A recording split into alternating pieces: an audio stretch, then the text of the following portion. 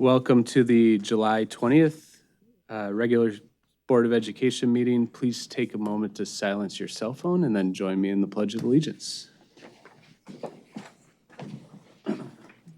I pledge allegiance to the flag of the United States of America and to the republic for which it stands, one nation, under God, indivisible, with liberty and justice for all. Thank you. Jen, can you take roll for us, please? Absolutely. President Roush. Here. Vice President McFarland is not here. Secretary Ringgold is here. Treasurer Lauterbach. Here. Trustee Blasey. Here. Trustee Craig. Here. Trustee Horowitz. Present. We have a quorum. Thank you. Item 2 is the consent agenda. Item 2.1, our approval of the minutes from the June 15th, 2026 regular meeting, June 22nd special meeting, and the June 29th special meeting. Item 2.2 are recommendations for hire for the 26-27 school year as listed in your agenda packet. Item 2.3 are resignations from the following individuals listed in your agenda packet. Item 2.4 is adoption of Midland School Code of Articles 105 and 105C, otherwise known as Schools of Choice. Item 2.5 are the financials. Approval of the payment of the school system's bills for the month of May 2026, as listed in the check registers prepared by Hannah Kelly in the amount of $13,080,085 is recommended. The distribution of obligations by fund is included in the documentation. And finally, 2.6 are legal payments. Approval is requested for the authorized legal payments as listed in the agenda packet. Do I have a motion to approve items 2.1 through 2.6? Support. Motion by Lauterbach, support by Ringgold. Any discussion or questions on 2.1 through 2.6? All in favor of approving the consent agenda 2.1 through 2.6, say aye. Aye. Any opposed? Okay, motion carries. Two of the individuals listed in item 2.2 are here tonight. We have Lori Winke, Director of Early Childhood Services, newly hired, welcome, as well as Julie Rice, who will be the Assistant Principal for Northeast Middle School. Welcome to come up and introduce yourself. Thank you for being here.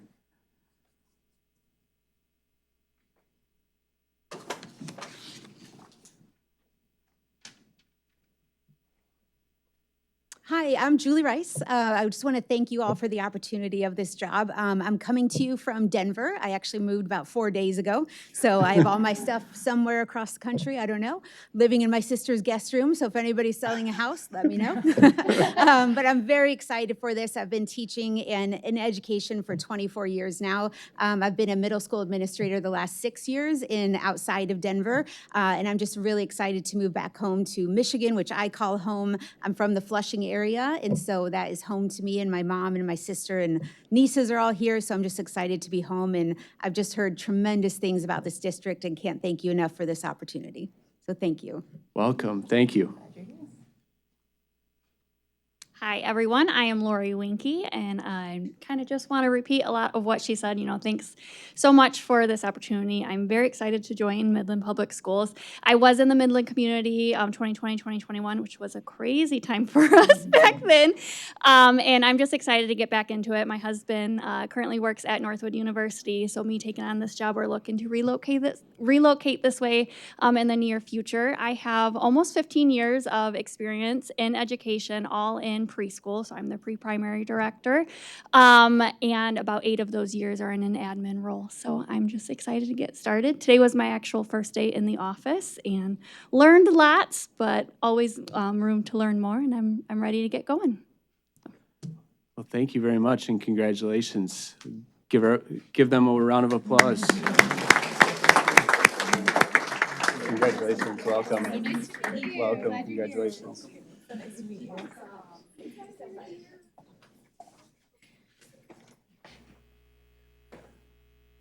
And Phil, I told them that they could scoot, that, Yeah. we want them to feel welcome and they can Yeah. stay for the board meeting, but they'll have other opportunities to visit us at board meetings. That is fine. All right, move into item 3, presentations to the board. Item 3.1, tax resolution for 26-27. Anna. Historically, the final tax resolution and L 4029 are presented to the board for approval at the July meeting. In June, the board approved a resolution to split the anticipated tax levy for the City of Midland taxpayers evenly between the summer and winter tax collections. After that approval, we became aware of an error in the Midland County Equalization Department software that resulted in a corrected tax basage and millage reduction fraction. As a result, the non-homestead operating millage collected from City of Midland properties will not be split exactly 50-50 between the summer and winter tax collections this year. The winter tax collection will be slightly lower than the summer collection. However, the overall tax levy will remain accurate. We are also working with our financial advisors to evaluate whether this correction affects the district's bond millage calculations. We expect to receive additional information soon and will bring the final tax resolution and L 4029 to the board for approval once that review is complete. Thanks, Anna. Any questions for Anna on that? So Anna, you'll go back to FFO for final study before the next regular scheduled board meeting? That's correct. Okay. All right. Thanks for the due diligence and taking the extra time. Item 3.2 for information, state budget update. Anna. The Michigan legislature approved a $22.9 billion education budget the morning of July 3rd. Given our commitment to providing the board with regular board updates, we felt it was important to provide a brief update on some of the highlights from this budget. While there's still some unknowns on the implementation of some of these sections, as well as how they will directly impact MPS, here are some areas that we do know. In membership and core funding, the per pupil foundation allowance had a final increase matching our previous projections at $250 per pupil. For membership, they're doing a multi-year average this year. Previously, it's been that 90-10 split for your current year. It will replace the enrollment stabilization funding, which we had projected was being eliminated, with a calculation based on the greater of your current count for fiscal year 27 or a 3-year average from fiscal year 25, 26, and 27. We did see special education cuts in the section 51s. There's 51A, 51C, all the little letters after 51. Funding has been reduced in this overall area by around $583 million. And individual local impact is still currently being modeled. So we're not quite sure how that's going to impact us quite yet. And then there was an at-risk consolidation with Section 31A that the traditional at-risk funds of 31A are now sunset, and they're rolled into a new 22B3 weighted formula, along with the Section 41 ELL grants. We're starting to get some slight ideas of how that might look for the weighting, but we don't have final information on that one quite yet. There are also several educator and workforce initiatives within the budget in the areas of compensation and MPSers. Section 27L compensation, much to everyone's surprise, was included back in here again to bolster district retention efforts. That was not really on anybody's radar of being included again this year. The MPSers cost kind of are a little bit of a mixed bag. Section 147A saw some increases for us, while 147C as well as 147E showed a decrease, which is reducing the overall unfunded liability burden. Time's only going to tell with that of how that completely impacts us within there of how it washes out. Within the early childhood and GSRP areas, GSRP did receive a substantial funding increase. However, it was lower than what the executive request was. And the Michigan Future Educator Fellowship was retained and expanded this year to cover preschool GSRP teachers seeking early childhood degrees. We'll see within there if we are able to utilize those funds within our programs. There was also some new professional programs added within the state budget. Section 27T is a new area. It launches a educator on loan program as well as a learner/educator credentialing, which is targeting student CTE completions and expert-led literacy professional development. Don't have a whole lot of information on this section other than that right now, but we'll keep our eyes for information to see how we might be able to utilize that within district. Some other areas of note within our student programs and operations, universal meals was preserved again within this budget, which will continue to ensure that all public K-12 students continue to receive free daily breakfast and lunch regardless of household income.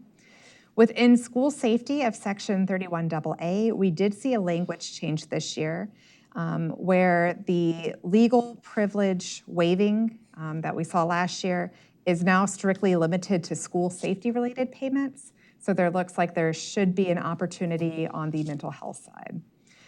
Capital infrastructure, Section 12E, was retained for this year. In 25-26, they just announced the awards this past week. 31 school districts were awarded an average of $7 million each for projects. Unfortunately, this kind of focused on opportunity index bands. So schools that had I think it's technically a lower index band than us, were funded before. So we did apply. We were hopeful for that. Unfortunately, we were denied. We will plan on applying again for this year and hopefully have a different outcome. Dual enrollment, Section 21B, was a new program. It has $40 million set aside for dual enrollment students to help offset the cost of those students attending dual enrollment programs. However, this is another one where index bands look like we will be negatively impacted as they are prioritizing index bands 4 to 6, and those lower bands are only going to be funded if all high priority needs are fully met. So we believe our ability to actually get funded under this is probably pretty low. And then Section 22L transportation reimbursement was maintained. The cost within here for the reimbursements are maintained at $125 million, which is in line with what we were anticipating for our budget.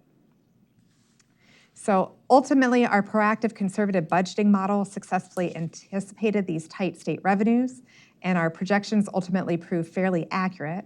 While the state's finalized per pupil foundations avoided a worst case scenario, the overall funding package is modest at best and offers little new operational flexibility relative to our fixed cost trends. Are there any questions? Maybe two questions, Anna.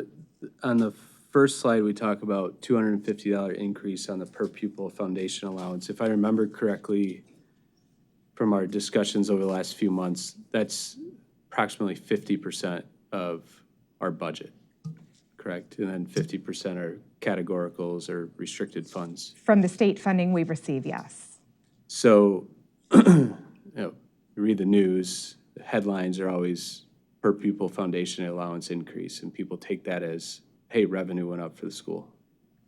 I think what we're saying, though, is that that's only half the story. The other half went down more than the $250 per pupil. Is that correct? That would remain to be seen. That would really kind of impact on a district by district case for that. But to your point of that 250, yes, that's half the story. And while we're appreciative of an increase, the $250 doesn't even keep up with what inflation was. Okay. And then maybe I said two questions. I think it's actually three. Second question on the 31AA. It sounds promising. So what are we, if I remember correctly, it's about $1 million in categorical opportunity for Midland Public. That was our anticipated amount. It would really be a matter of looking back at the language within here of how much money was set aside, if there's any carve-outs for non-public schools within here. So I don't have a full estimate of what our allocation could be under this. I think this is maybe one in particular that the board needs to have future discussions about as to what are the cost-benefit analysis for the district overall as a whole. Then maybe my final question is, when do you anticipate that we'll understand the dollar and cent impact of all these on us? That's a great question. It'll be a bit. It'll be a bit because within these things, and kind of to your point of 31AA, I agree that the board will need to be aware and to be able to have discussion and provide a recommendation for moving forward. A lot of this legislation's passed. We have the bills, but now it's up to different areas like Michigan Department of Education to take them and interpret them. We normally have lawyers throughout the state weigh in on them. So as those areas are kind of more clearly defined, not only for what's allowable within them, what the intent is within them, we start finding out more of what those allocations actually are.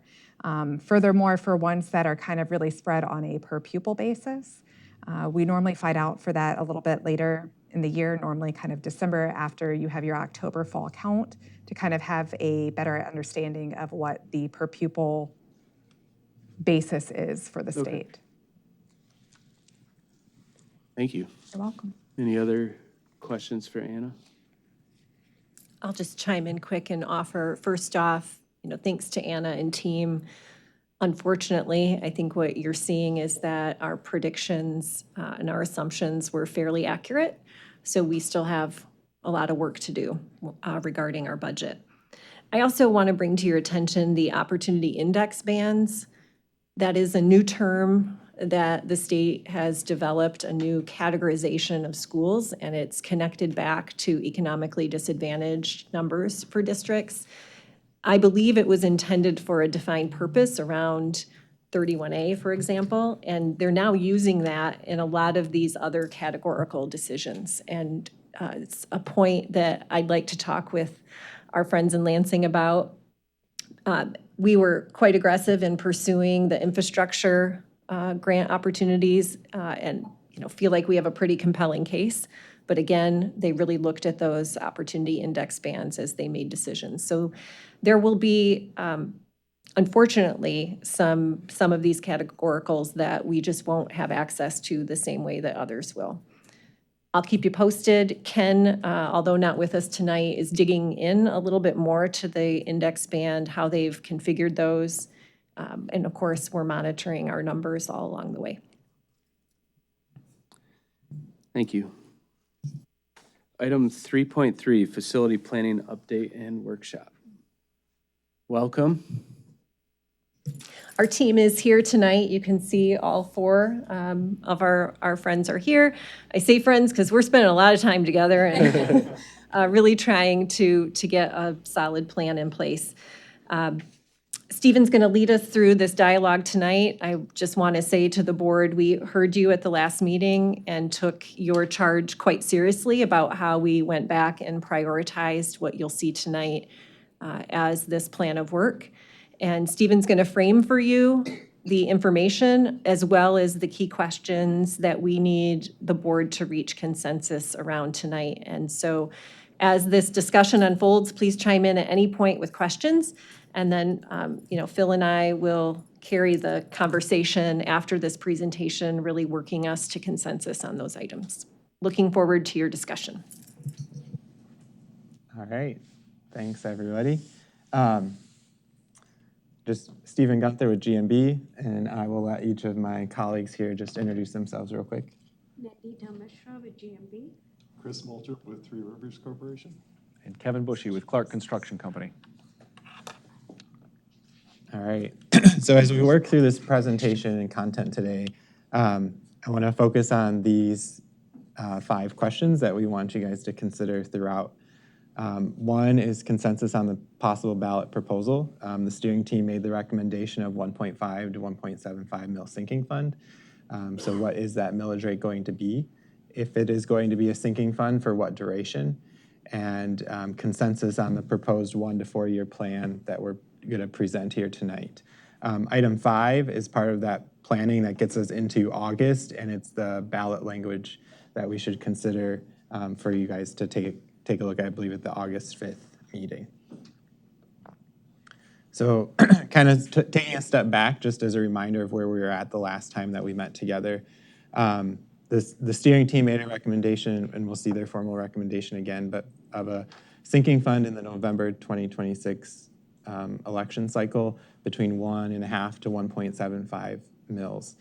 Top priorities, ideally, with infrastructure, CT, safety and security, but also recognizing buses and IT infrastructure are items that are critically needed as well. Total first-year sinking fund revenue is presented in the chart, with the 4.6 to 5.4 being the first-year revenue of a 1.5 to 1.5 mil sinking fund. We had talked about both of the roadmaps that the steering team had considered in their last meeting together and how they weighed both pros and cons of each roadmap as we move forward. And ultimately, the bottom right roadmap is what the recommendation from the steering team was, with a priority as part of that of using these next 2 years to have continued community engagement and education on all things that we've talked about with the steering team, but also start to build more consensus within the community as well. So the formal recommendation, as a reminder from the steering team, was a sinking fund 1.5 to 1.75 mils, between 4.6 and 5.4 million dollars a year in that first year. And then understanding that, yes, there are additional needs that need to happen, with recommendations in the future for targeting a bond in 2028. Since we last met here, we held a community engagement session last Wednesday, Jefferson at noon and at 5:30. And we just wanted to touch base on some of the things we heard from the community, and relay them back to here to you guys tonight. Some of the things, a lot of what we heard when we were there was reach people where they are. And that was consistent between both sessions that we had, and how we had posed the question to them, how best do we continue communicating with the district and continue to have this dialogue with the broader community as we move forward, and tried to get some different ways that we could reach them, and what touch points would be most impactful. And so they emphasized communication meets people where they engage, both physically and digitally. There was ideas brought up about making messages that are really easy to consume, more like a reel or something like pretty instantaneous due to just a shorter attention span, but also providing additional detail and longer format for people who are interested in that. We had received some feedback on mobile-friendly landing pages for some of the facility planning, and just making sure between the website and a mobile version, they both work together. And then again, coming back to that transparency and building trust, and how do we find ways to provide regular updates on completed work, upcoming projects, costs, and timeline, and share examples of how the community feedback is being incorporated into that. Some of the, I thought, my favorite idea that was brought up from the broader community of just how to reach people was that first bullet point there of the downtown Midland events. Like Friday, Saturday night, downtown Midland is packed with people, and how do we use that as a way to continue educating people on what these next steps are, what the projects are, what is a sinking fund, what is a bond, what can they be used for, all of that. We also heard additional ideas on retiree gatherings that happen regularly, and then also community organization newsletters. All right, so now getting into the weeds a little bit more of what we were tasked with from you guys last time, and identifying what these 1 to 4 years could be for the sinking fund. So before we get into everything that's here, just want to step back. Just as a reminder, where we started was the facility assessment, and the group that conducted the facility assessment across our teams, went in with blinders. We didn't want to skew what they put in the assessment. It was all a non-invasive visual look of what they identified.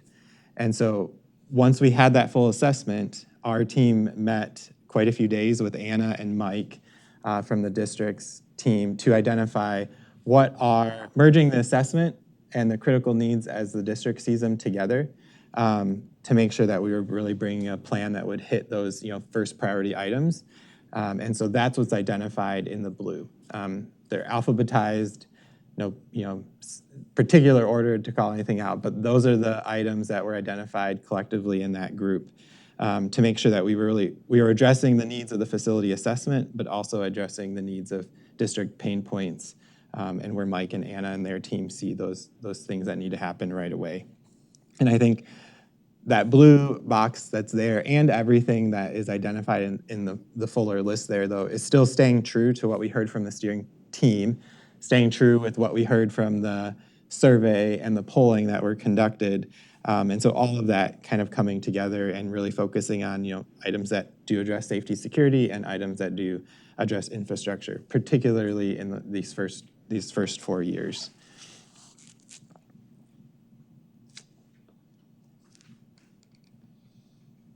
And so I'm going to pass it over to Kevin, who's going to kind of talk about some examples of some of those projects that were listed in that blue box. Thank you, Stephen. From the previous slide, the blue box included a list of about 20 items, and of those 7 were roof-related. And so what that means is you've got a lot of area and a lot of area of need specifically for roofs as it relates to aging infrastructure and safety and security. So some of these images, although they may be hard to tell on the screen, what you're looking at are your existing roof conditions at Dow High, Northeast Middle School, and Chestnut Hill. And you'll see that in most of the images, it almost looks as if the patches and the seams are what you'll see in the areas where there's like a gray and a white gradation are starting to separate. They're starting to split. That happens over time. Weather does that. UV light does that. So when you get to a point where there's only so many patches you can put on a roof, it really starts to call into question, what's the next best thing? What's the next step? And how can we address the immediate need of items like roofs that are at the end of their useful life? So in that picture of Northeast in particular, it looks like the patch is in better condition than the original roof. Is that true? So what you see in that image is actually a fluid applied product, and the white color lines are like a UV protectant that protects that seam. Got it. So the discoloration is because that's a separate product to protect the seam of the roof as opposed to the membrane itself. Yep.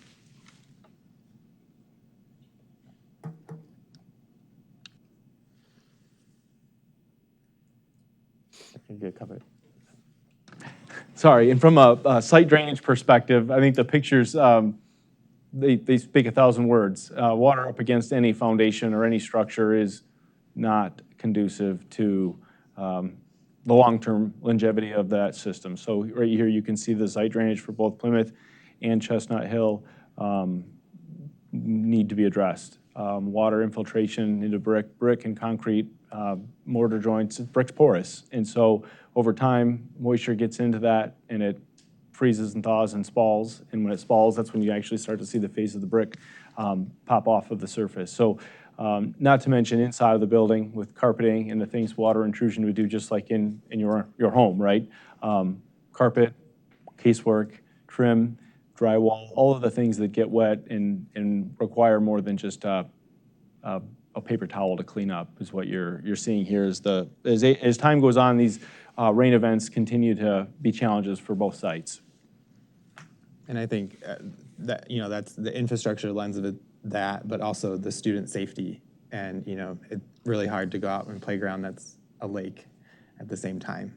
So thinking of that kind of hits these types of projects hit both of those things that we're trying to do, right? Infrastructure needs, but also student safety at the same time. All right, so here is a full 4-year breakdown of proposed projects that could happen in the first 4 years.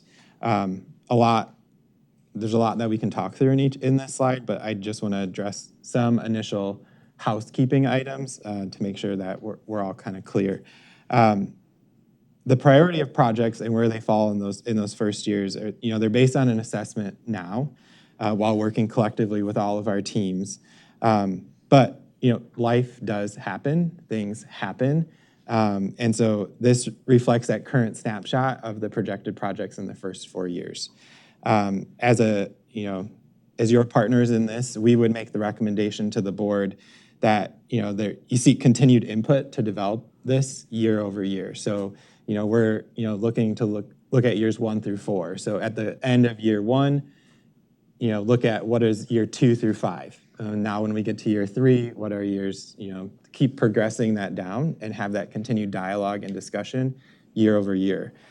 Going back to some of the feedback we heard from our community engagement session is finding creative ways to build a dashboard almost that can show, here's what we said we're going to do, here's the projects that were completed, And then being able to explain through that dashboard, like, crap, the boilers over in this building, got submerged in water, as an example. Hopefully that doesn't happen, but we need to address the infrastructure of these boilers, and that came up in year 2, which means we have to slide one of these projects over. But using that dashboard as a way of kind of helping clearly communicate year over year what these projects are.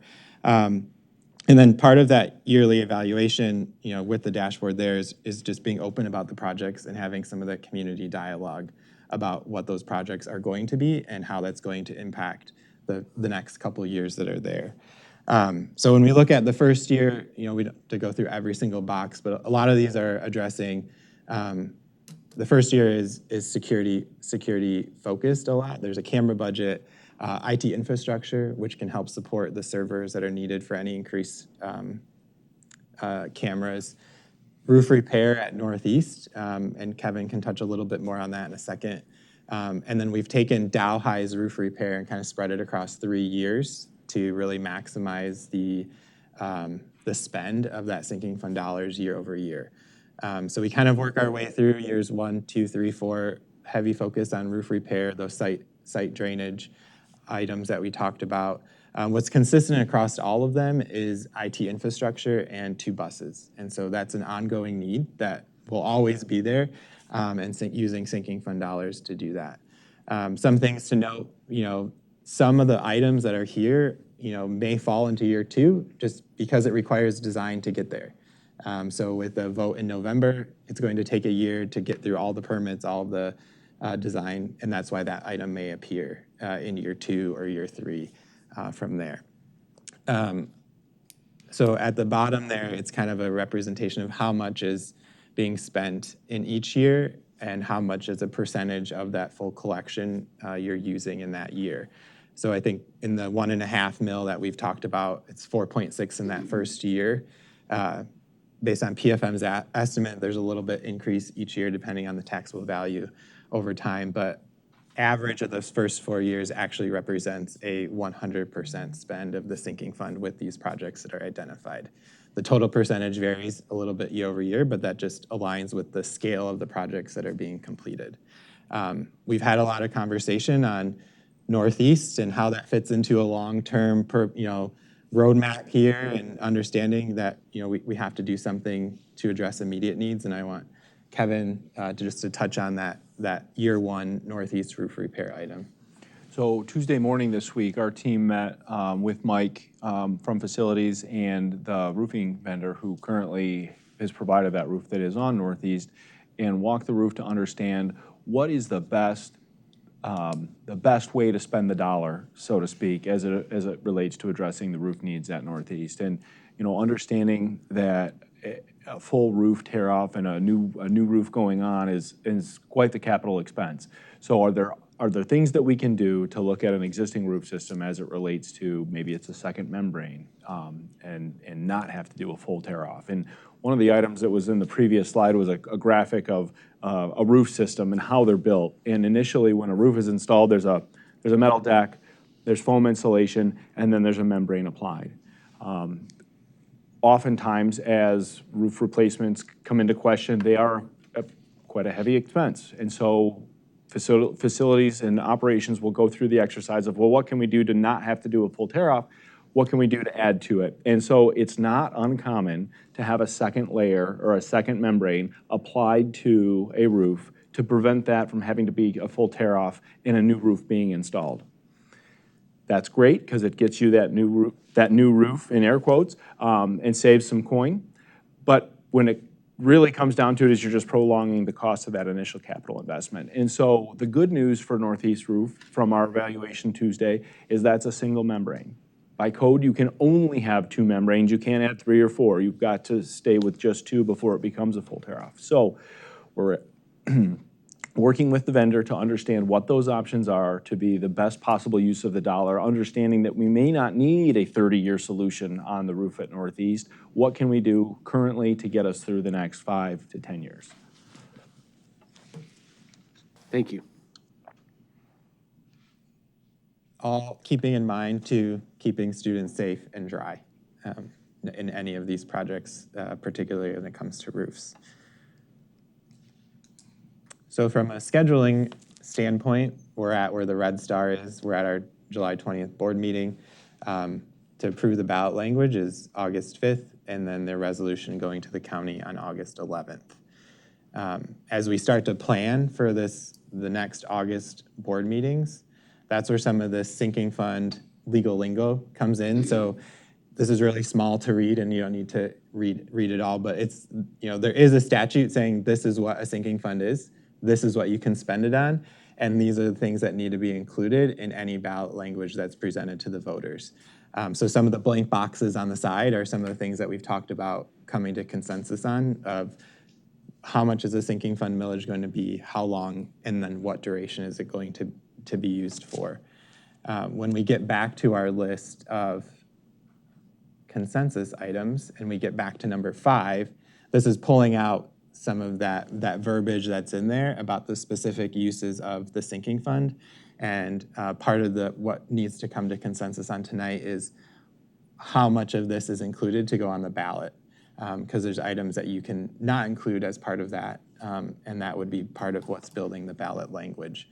So as an easier way to see that is broken out in some bullet points here. So the permitted uses of a sinking fund are purchase of real estate for sites, the construction and repair of school buildings, school security improvements, the acquisition or upgrading of technology, the acquisition of student transportation vehicles, the acquisition of parts and supplies and equipment used for the maintenance of student transportation vehicles, and then trucks and vans registered in Michigan Vehicle Code used to carry parts and equipment and personnel, basically maintenance style vehicles. And so as a board, if there's certain items or bullet points here that you do not want to include as part of the ballot language, then when the ballot language is put together and brought to you in August, those items will not be included in it. But from a standard ballot language for sinking fund, it's going to say, this many mills, this duration of time, and then by default include all of these, unless given direction to not include them. So we'll spend time on this consensus slide and allow you guys to work through these questions, but we can also go back and forth to any slide that we've already talked about previously. Well, thank you, Stephen and team. I really appreciate especially first of all, the work of the facility planning team. I think I've said this before, but the amount of work, time, and dedication that team put in, I think has really led us to a good community solution. I really like the input of where to reach people, and I think we can definitely deploy some of those additional suggestions. I think you guys have really done a lot, especially on the first 4 years of a sinking fund plan to address safety, security, infrastructure needs to keep our students safe and dry. And, I think the prioritization has been done very well. And then finally, I just thought your idea of building the dashboard is exactly what we need. So I'll open it up to the board for maybe additional questions for clarification before we continue to drive forward. Can you put the slide up there with years 1 through 4, please? Mm-hmm. Okay, so when we're talking about a northeast roof repair, Kevin, you mentioned somewhere between 5 and 10 years for another layer. We go to a bond in 2028 to possibly address a new northeast or a new northeast that has been relocated with a different concept. So we need northeast to last to probably 2035 at a minimum. Approximately. That fits within that window of 5 to 10 years of the single layer fix, correct? Okay, so that works. Also, would you expand upon a little bit, we see Dow High Roof Repair 1, 2, and 3 in years 1, 2, and 3. Could you explain what that means? Yep, so it's breaking Dow High as like a very large, expansive roof area, and to do all of that project at one time would mean prolonging some projects where you're trying to collect more revenue from that sinking fund before you're actually spending it. So this kind of prioritizes certain sections at a time, working top down and then oldest roof that's on there to newest roof that's on there. So it allows you to spread that out across multiple summers so that you have the maximum impact of a sinking fund every single year. Okay. Also, we have multiple pea stone to mulch. You want to explain a little bit the legality behind that? I'm good. Anna has that one queued up. That comes from federal best practices for playgrounds and safety. We had a playground inspection by our insurance company who went through and within that of bringing it up to safety best standards of resurfacing the playgrounds from pea stone to mulch to adequately meet the fall height requirements. So it's not a want, it's a need. Correct. Okay. All right. And I see we have 2 buses spaced out through years 1 through 4. And in talking to Mr. Mogenberg, that does align with our plan that we've always been doing since we have started this back in 2015. So that would move the oldest buses out, new buses in, and that keeps the exact same methodology we've been using for the last 11 years. Correct me if I'm wrong over here at the table. 2 is on the light side for us, but looking to prioritize these other projects, we think that 2 can be a reasonable approach for us for the next few years. I think typically it had been 3 or 4 per year. Oh, 6. Brian's telling me 6. So 2 is notably less, but analysis reveals that this can get us by. Okay. Keep us on a cycle. All right.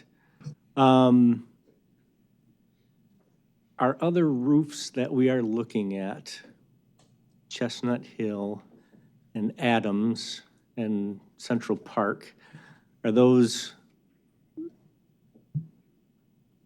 any of those repairs or new?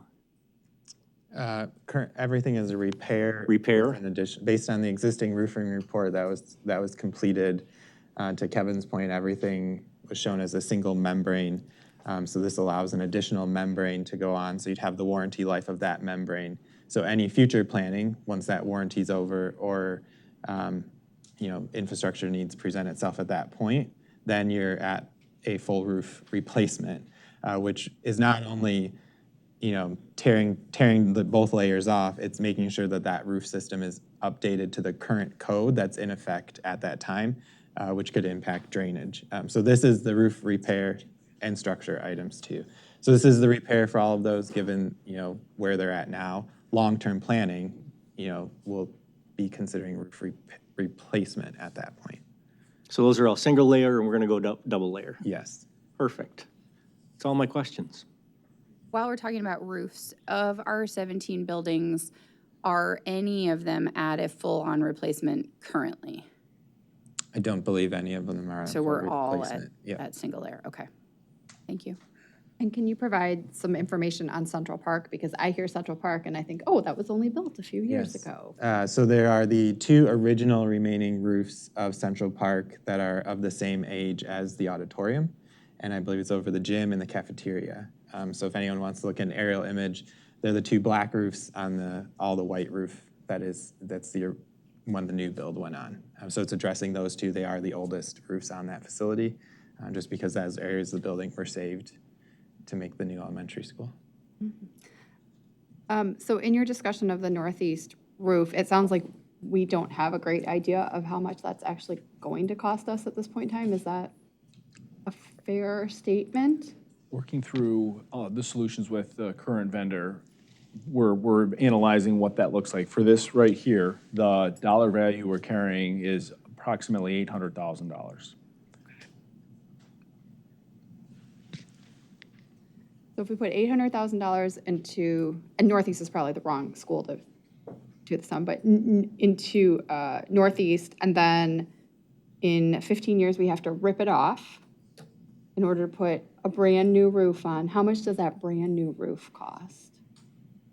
That's a great question. Brand new roof replacement at Northeast was almost $4 million, not accounting for 15 years from now inflation. Right, okay. Yeah. Yeah, I think it was like 3.8 or something like that was a full replacement. So that Northeast discussion and what's being carried here is really, in collaboration between everybody, finding this is what needs to happen. We're not, over-investing in what needs to happen there. We need to keep students safe and dry, and targeting the specific areas where Mike's pain points are, and recognizing that like those are the priority, and that's what's within the conversation with the roofing vendor.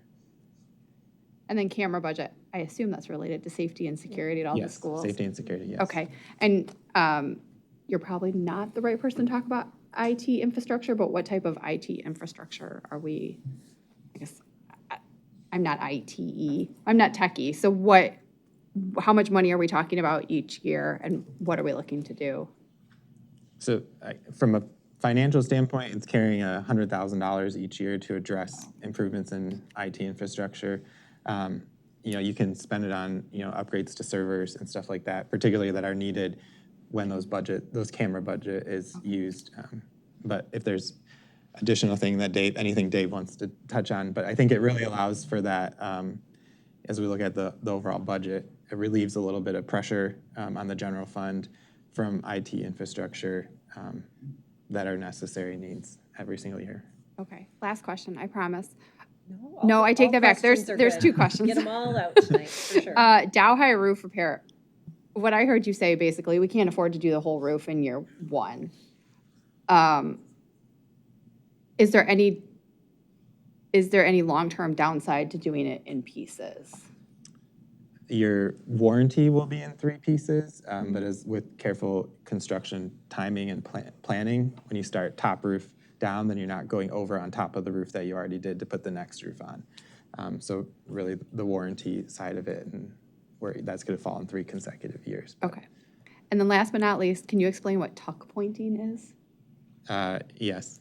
So basically where bricks start to shift and mortar joints get cracks in it, it's addressing those cracks in the joints of the brick. And I assume that goes directly to the safety and security of the entire building. A lot of times you'll see it closer to like the edge of the asphalt or parking lot areas. Salt will degrade the mason joints. And so you'll see it actually almost looks like a void. And that's over time, that's what needs to be filled with new mortar. And that's what the process to fill those cracks is called tuck pointing. Thank you. And particularly to Dow, and this is an item that was identified in the facility assessment as well, was there's tuck pointing inside and outside that needs to occur. And so it's capturing that.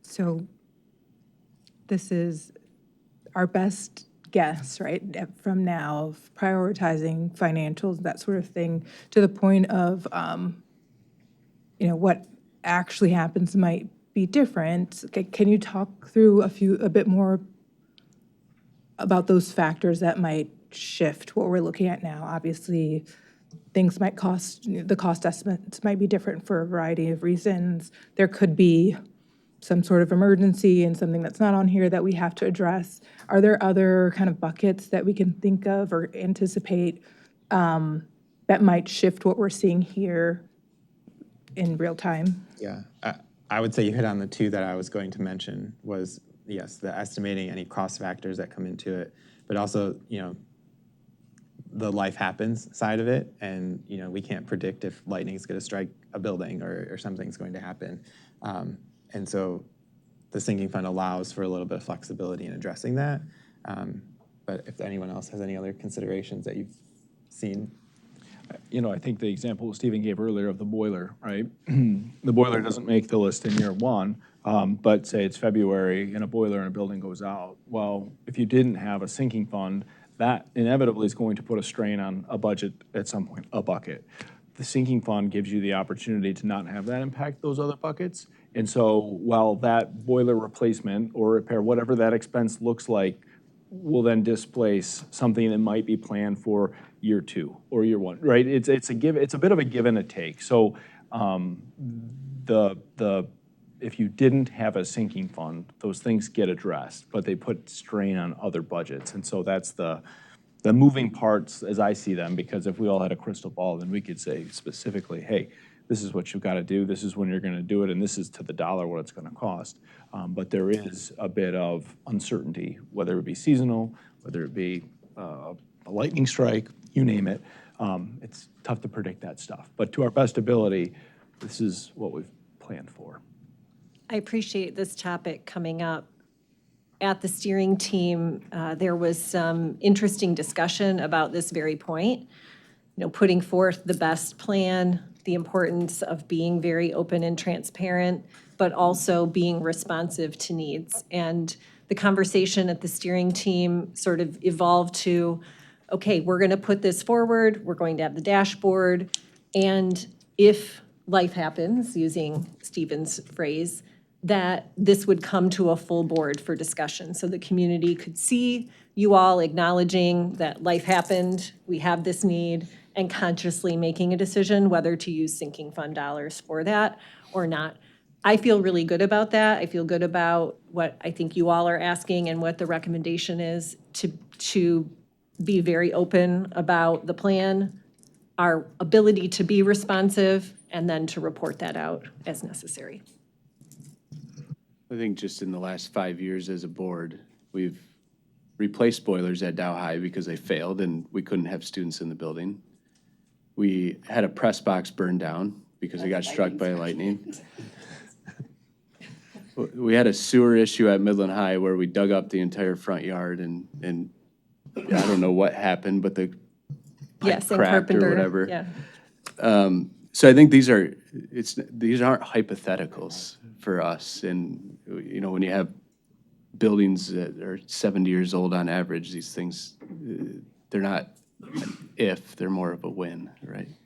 I think the important thing to talk to that point is the fact that when you look at our general fund dollars, the amount of money that we get for our per pupil allowance, I pulled up our 2026-27 budget, whatever, our maintenance and operations are 6.1% of our budget, which comes out to be about $7 million. So when you're looking at this sinking fund in the realm of $4 million, it almost doubles our capacity for what we can do from a standpoint of these infrastructure things. And I think one of the things that, when we went out for the bond last May and people were criticizing and saying, well, why aren't you, doing maintenance? Well, we are, with approximately $6 to $7 million a year. And if you look at this spreadsheet right here, $4 million hits 4 buildings approximately, right? So when you're talking 17 buildings and you're spreading that out from our general fund budget, there is a very limited amount that we can do, and we have done an amazing job to keep buildings online for 70 plus years.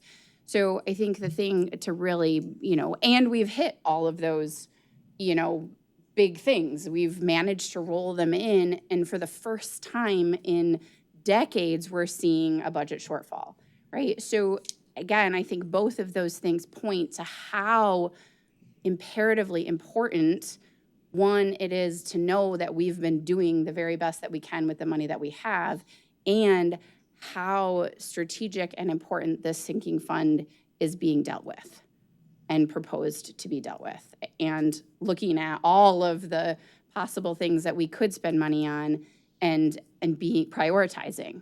So. Good point. I think Stephen said this when he shared this slide, but I just want to affirm what you see in front of you is at the 1.5 mil sinking fund rate. There are plenty of other projects that we can, some of these possibly pull forward, others add in. So please know this wasn't predetermining your consensus around a 1.5. We thought this was a good starting point for your discussion. If we go back to that slide where there was the initial prioritization, you can see there's plenty more there to add. I think the other thing to add on that slide, just to make sure everyone's aware, is there's an arrow in the top right. So this is displaying the first 4 years of projects that have been prioritized by the team.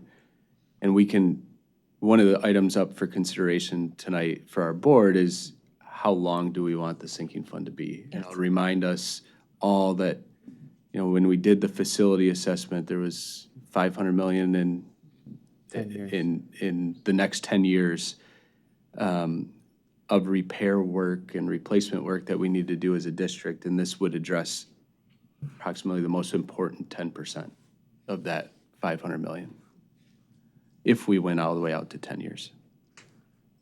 I think another consideration to keep in mind is that because this is a sinking, I think this may go without saying for a lot of people, but because this is a sinking fund, we only get the money as the municipalities collect the tax. Some people pay their property taxes on time and some don't. Some pay them in arrears by a year. So, we're making these projections based on the best information that we have, based on our current projections of taxable value. If you assume that the real estate market is a little overheated right now and resets, as it did in first quarter of 2009, we're not going to be able to do these things. So it's great to show people what we're projecting right now, but we also have to bear in mind that this isn't carved in stone. And there are scenarios in which we can't do these things. Some things have to get deferred. Hopefully we're able to pull some of this ahead, but, we can't commit to these exact dollar amounts in these years. It's going to have to be an iterative process as we go forward. So just want the public to bear that in mind. Sorry to be the wet blanket. All right. It's real. Real. Can we move to the slide about where you need us? All right. So do board members have suggestions on maybe item 1? I just take these in order. I'm going to suggest a 1.5 mil sinking fund in November of 2026.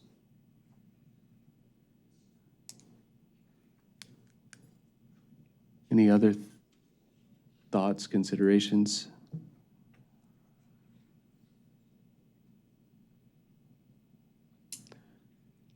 Given, I'm going to agree with you, John. Given everything else going on in our community, city tax millage rates, the economy at broad and local, I think 1.5 would be the most prudent for us to move forward with. And maybe in addition to that, do others have thoughts on, is it the most appropriate to go out for 10 years? I'd actually like to know what a 1.0 mil and a 1.25, how much money that would garner. About, what, Yeah. 3 million a year per mil? You go back. It's 3 and change. 3 and some change. Yeah. So Yeah, 1 mil is $3.1 million in that first year. So you'd be just right around probably four, just shy of 4 for 1.25.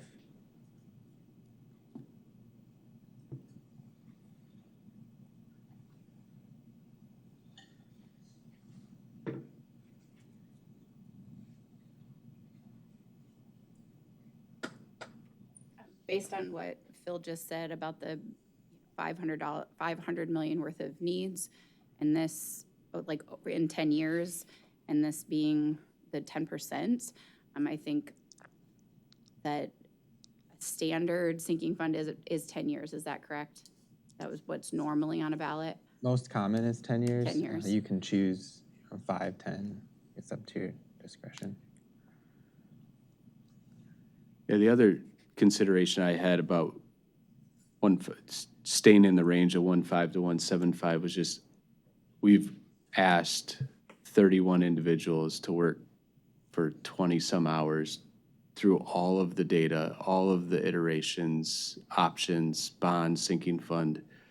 So I wanted to also just be cognizant of all the work that they've done, and they've thought about this very in depth with very diverse set of our community to arrive at the 1.5 to 1.75. So I would like to stay in their suggested range if possible. To the timing question, when we were talking about what other districts do and with sinking funds and their bonds, I think it's clear that in order to fund the school properly, a sinking fund just has to be a part of that calculus. And so going out for the 10 years, I think makes sense. Instead of setting ourselves up for 5 years from now, having to go back out. So I would be in favor too of looking at a 10-year timeline. And also, I mean, we didn't talk about this explicitly, I don't think today, but of those priorities, they were primarily infrastructure needs and safety and security. We're not really touching on CTE, just because there are limits if we're doing a 1.5 or a 1.75 sinking fund. So just continuing to bear in mind that even from the top priorities of the community, we'll need to have more to hit some of these other priorities. So this conversation will just continue in different years in different ways. I am in support of 1.5 mil, 10-year.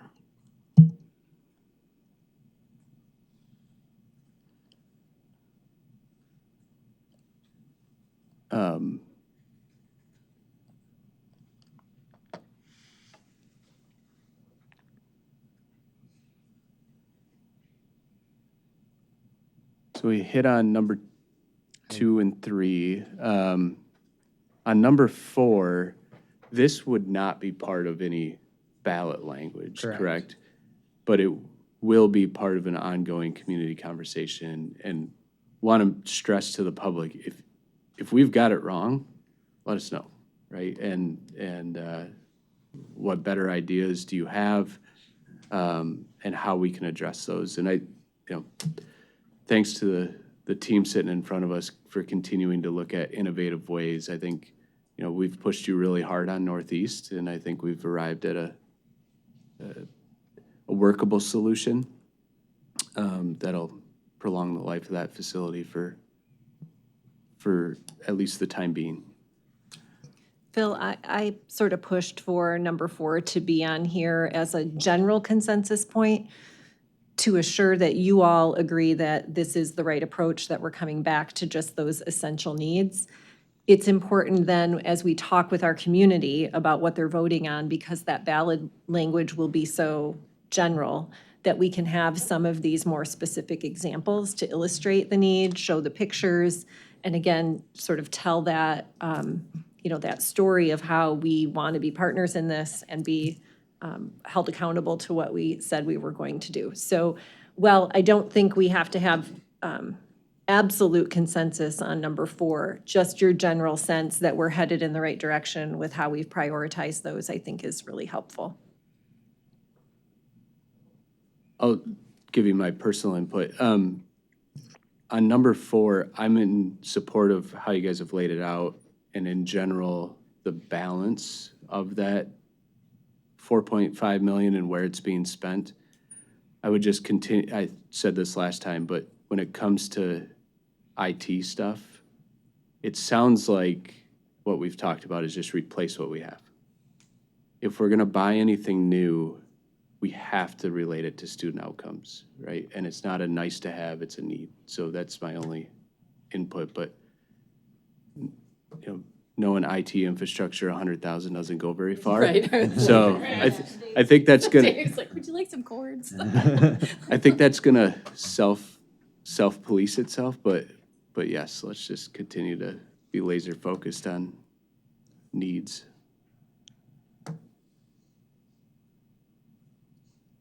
Any other comments about the general I think it is distribution? important. Brad brought this up, and that 800,000 or $1 million, under $1 million, looking at investing in a building that we know is at end of life is a hard thing, but we also need to make sure that our staff and our students that are in that building are safe and secure and dry and all of the things. So I think that piece is it's something that I personally have struggled with and have come to terms with, that with this being our path forward, that does need to happen.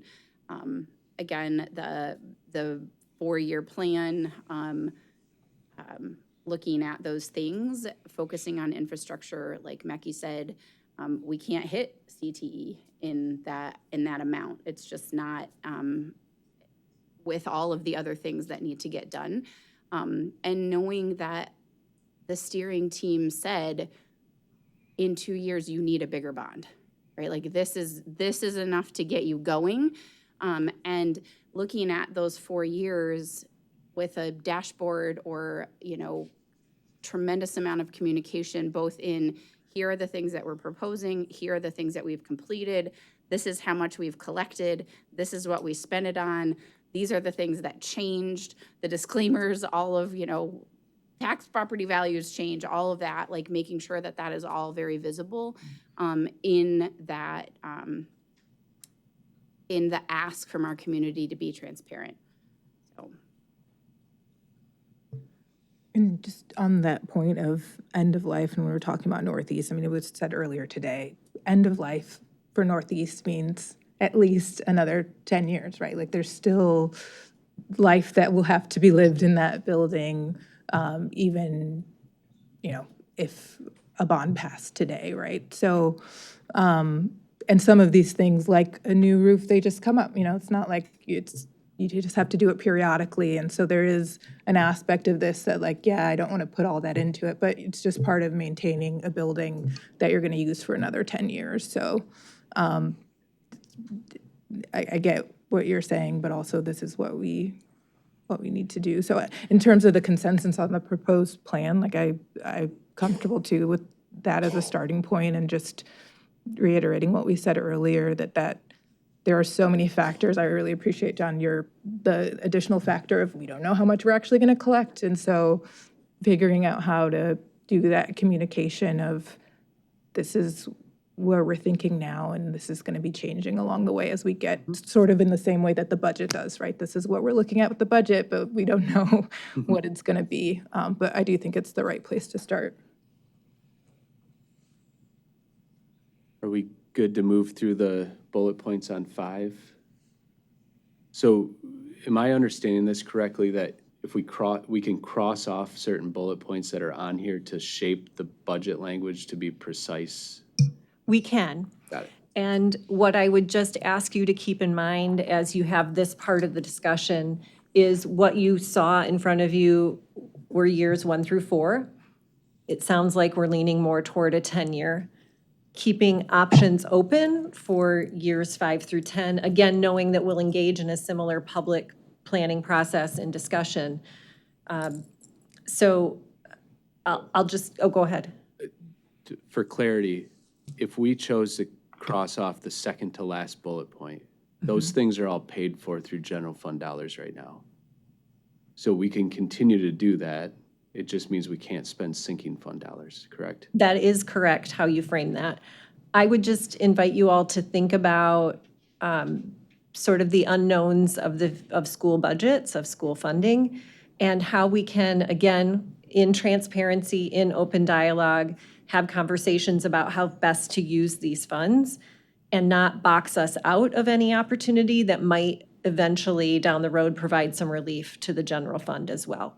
Do I anticipate that those last couple of bullets would make up the vast majority of an annual sinking fund plan? No. But you can see, again, how the dollars shake out. And if we have some funds remaining at the end of a year, are there some things that we could then, again, publicly discuss and decide to use those funds for? So it just provides flexibility. I'll leave it to you all to discuss that. That was my thought too, Penny, just the unknowns. You don't know which category they'll fall in. We don't know what funding we'll get in a given year. And if we can be very clear along the way of how we're spending and the factors that are changing and how that's influencing what's being prioritized. I think it's important that we keep the broadest language in the ballot, just to give ourselves the most options when those unknowns arise. I think the only thing for me that sticks out as something that could cause confusion and that and question of, well, what are you doing, is the purchase of real estate sites. I think within the next 10 years that there is no circumstance that we would be purchasing real estate with these 1.5 mil sinking fund dollars. And I think that having that on the ballot will just make things harder. So I see you making eye contact with me. I'll just acknowledge, I agree. I didn't want to lead you to that conclusion, but that would have been my recommendation as well. We already have the habitat for humanity sites we need for building trades, right? So Correct. That was through the sale of that property. go ahead. Well, and if the opportunity to purchase real estate, if our needs changed and we needed to buy a parcel of real estate, we could use other dollars for it. We just couldn't use the sinking fund dollars. Yeah, okay. Yeah, the thing I'm really struggling with is my initial reaction to the language was make it as narrow as possible. Our needs are so much greater than 4.5 million a year. I was trying to be as precise and crisp in the language of the voter so that they know exactly what they're voting on. So I think it's just this, but you raise a great point too, Mekhi, of like, stuff happens, right? And how do we find this balance of like, the voter's gonna read this language one time. Mm-hmm.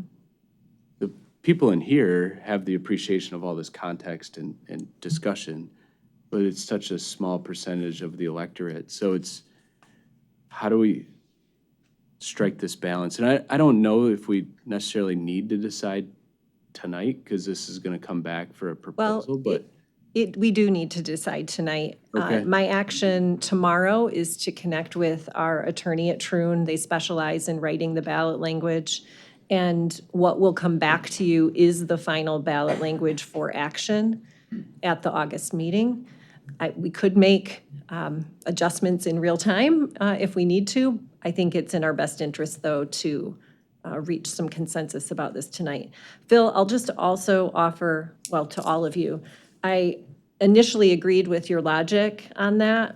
I also want us to think about if this is a 10-year plan, and if we do take up the steering team's charge to continue engaging the community in what the longer-term plan could be. If that does include a bond proposal, the bond will assume some of those projects in that $500 million bucket. Then how do we be the best stewards of the sinking fund dollars and blend these funds to put forth the best annual plan of work? So it sort of brings me back to Mekhi's point of giving us flexibility so that we can continue to be the best stewards of the resources that are entrusted to us. And I'll just look to Anna. Anna, I don't know if you have any other insights about this as we think about, because you've studied this the most of all of us. No, ultimately, I would agree with that. I mean, you never know what's coming down the road, where our needs might happen. And I would urge you to consider giving us the greatest flexibility, especially to kind of chime and copy several of your other comments there.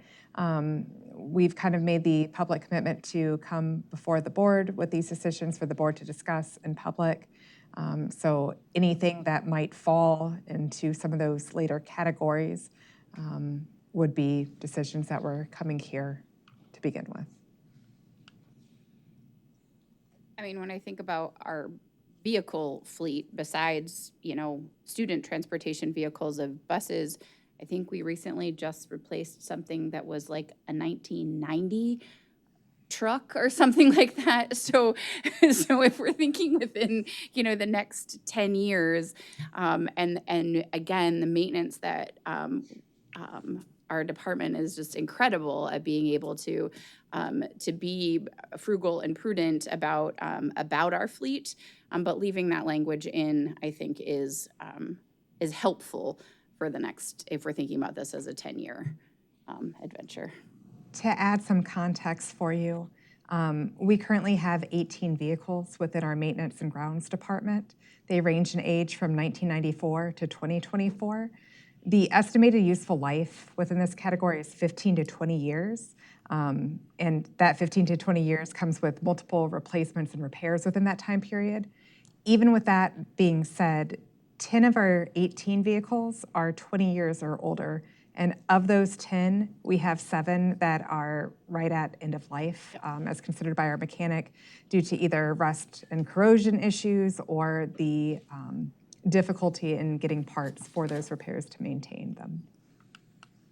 And our general fund percentage is 3% for transportation. So sinking fund dollars would help us in that realm if needed.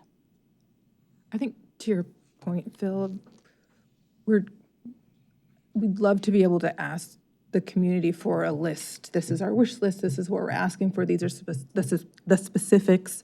And based on feedback we've gotten, the community would love that too. But that's just not how life works. That's not how this process of operations work. I mean, 15 years ago, who would have thought to plan for the pandemic and the needs that would come up for that? Nobody. I mean, of course not. We haven't lived through something like that. So there's an aspect of this that is not known until it's known.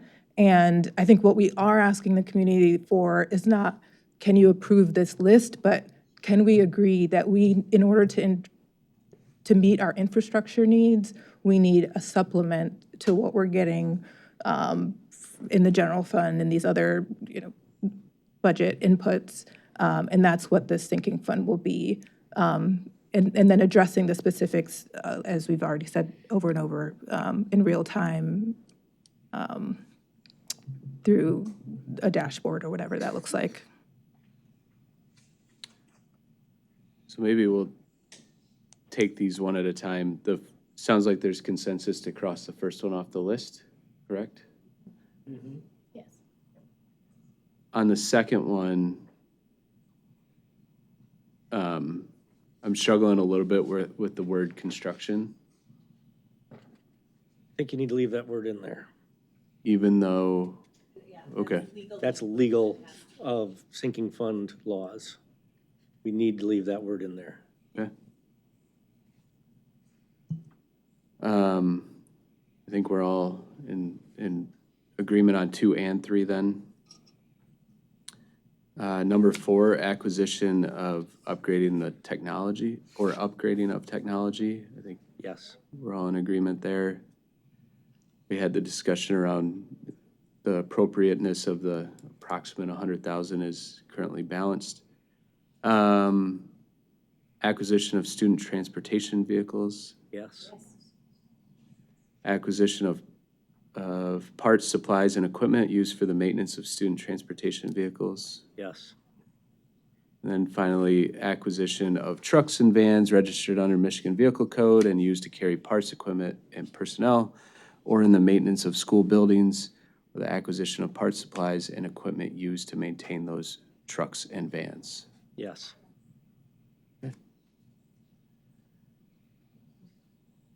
People feel heard, feel supported in where we're Yes. at. Penny, is there anything else you need from us? No, I'm just trying to look at each of you to make sure we're all on the same page. This idea of reaching consensus versus an actual vote can be a little tricky. So I appreciate the dialogue, the discussion, even a little bit of debate tonight. I feel like we're on the same page to move forward. So to be clear, we're going to move forward in creating ballot language that brings you a proposal at the 1.5 millage rate for a 10-year duration. The language that we see here, it will only, we will only strike the first bullet to the purchase of real estate. The other bullets will all remain. And I am sensing general agreement about the plan we've put together, with the understanding that that comes with reporting, it comes with conversation and study at the board level, should there need to be drastic changes to that, but an acknowledgement that we also want to be responsive to how the life unfolds as this happens. So we will be bringing that ballot language to you at the special board meeting on August 5th. I'll just also go on the record as saying I feel good about this. I feel it absolutely reflects the hard work of the steering team, as you said, and they really took to heart the feedback from the community. You know, last May was hard for a lot of us, but we listened, and this reflects a notably scaled back approach, using funds in much more intentional ways. So I appreciate you all being on this journey and accepting the steering team's recommendation. If it would help, I think on 4, consensus on proposed 1 through years 1 through 4 fluid sinking fund plan. Do you all feel good about that? Okay. And I think our job will be to communicate that to the community, that this isn't just, it will be a defined plan with monitoring, to your point, and responsiveness. I know we heard concerns before about just an open checkbook. That's not what this is, and there will be lots of dialogue. Okay, I'm going to look to Stephen and the team at the table. Are there any unresolved questions that we need answered in order to move forward? I think we're all set and working through this. Just take a moment to thank you guys for trusting us to help us get to this point that we're at, and we look forward to the continued conversation as we move forward. Great. Thank you. Thank you. Thank you.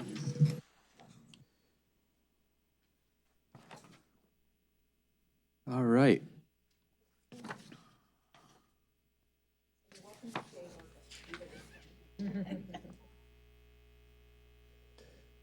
All right, item 4 is request to address the board. Stephen Carver was the first to sign up. Welcome, Stephen.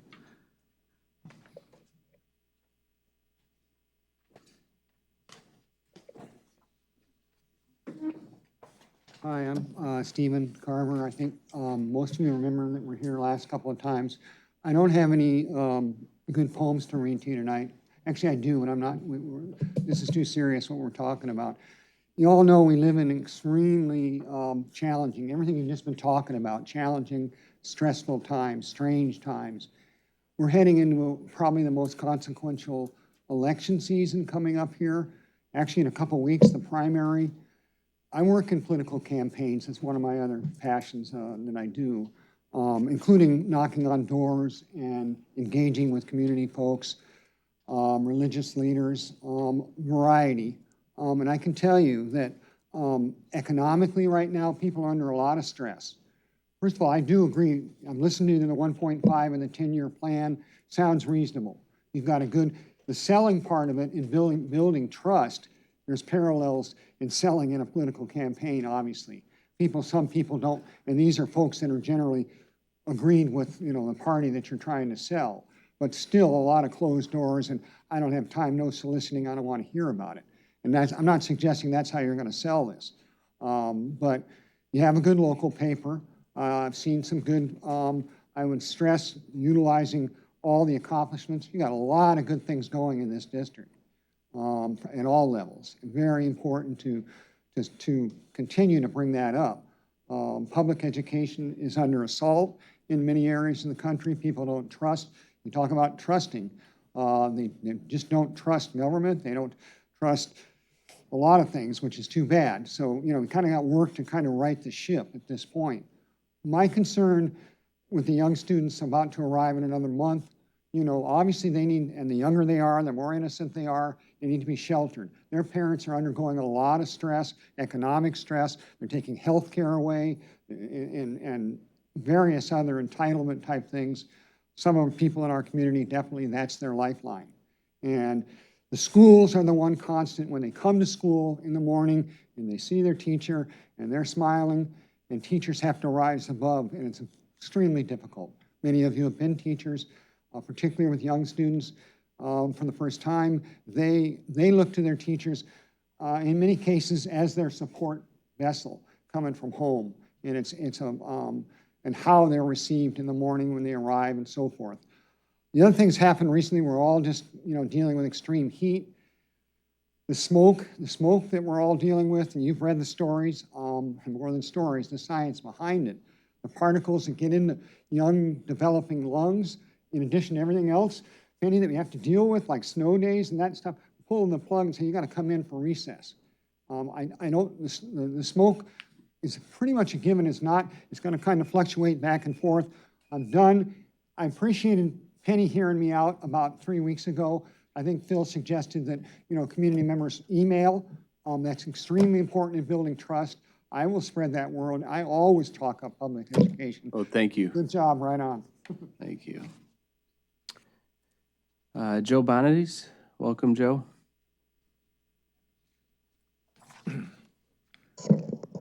Greetings. First, thank you for changing the policy and consistently putting the information about special meetings on social media. Regularly checking the MPS webpage or the front door we're here does not happen in the real world, so this should help things happen in the light. Moving on, we have an amazing case of deja vu.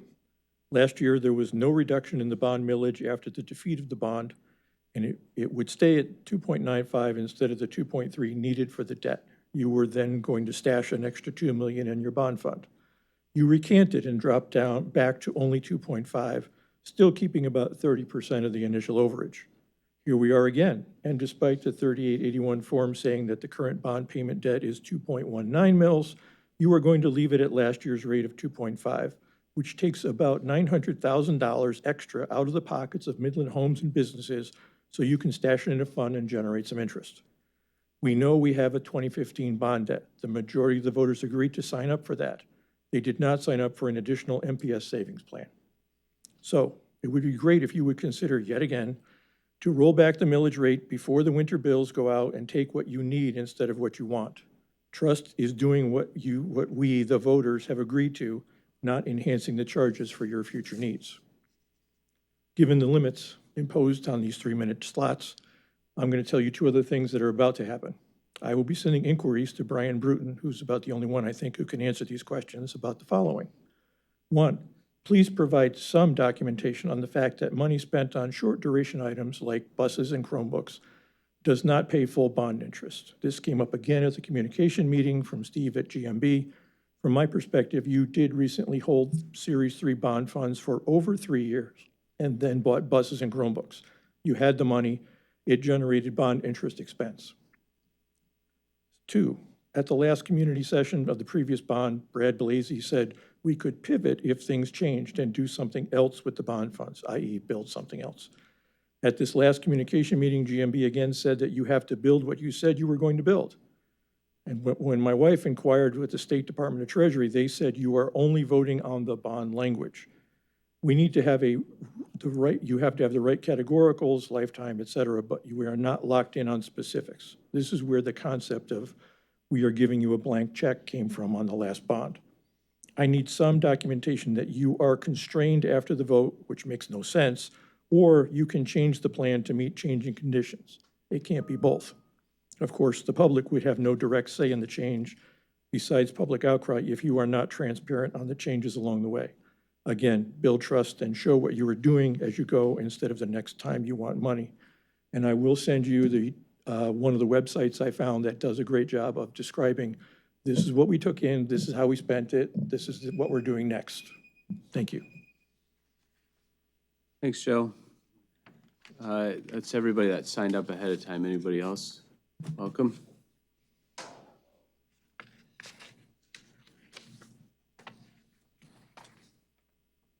Hi, I'm Jennifer Gay. I didn't plan on speaking, but I first want to thank you for recognizing putting purchase of property, taking that off the ballot, I think that's going to make it a much more friendly option, you know. And then I have a question, I don't know if you can answer it here or not.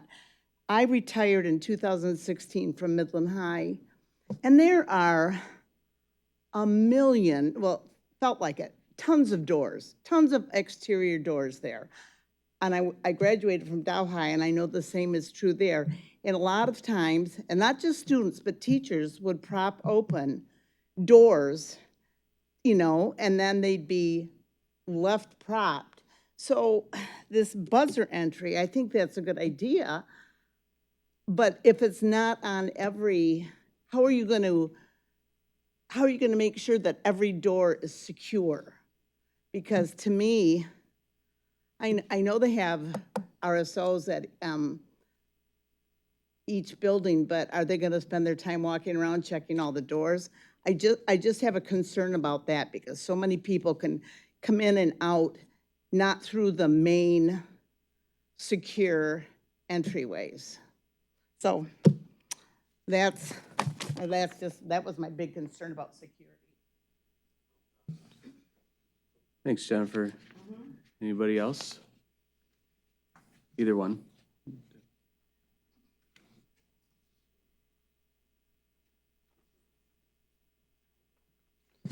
Hi, my name is Brad Haller. I'm going to be addressing the board about something a little different. I'm going to be addressing the board about bullying. So I wrote a speech. Bullying in the Midland Public Schools district has gotten to an unacceptable place. In my opinion, it's unacceptable that MPS has so little regard for the mental health of students. But you guys act like a very progressive district. The first thing I'm calling for is beefing up of the mental health support for hurting students in the district. Because they're the people at my school who are called counselors, in my opinion, are much more regular school employees working with schedules and whatnot, but they're not real counselors. And I typically don't feel any sense of comfort in those offices. I feel generally anxiety. My personal suggestion would be hiring an outside counselor who has no connection to the school to be a resource for hearing students. The second thing I would ask for is more protections for bullying. Currently, the protections against bullying in MPS are not great. I have personally experienced bullying, and it's not good.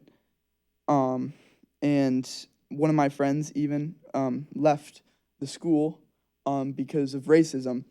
And I think that is completely unacceptable. I mean, my friend is gone from the school because of racial profiling. I mean, that's ridiculous. I even made a post on Facebook.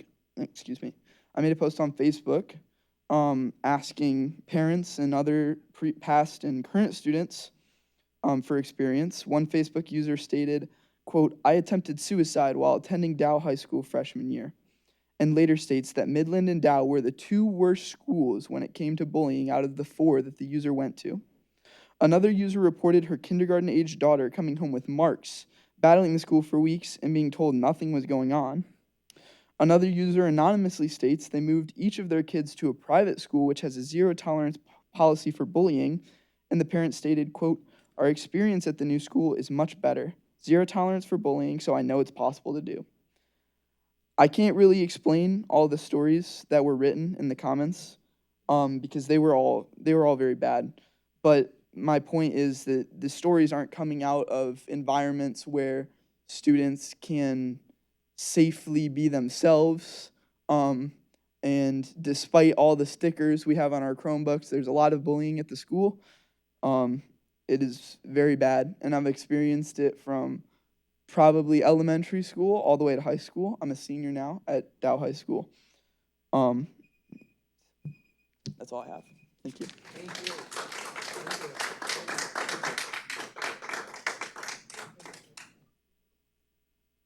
Thanks for coming. Anybody else?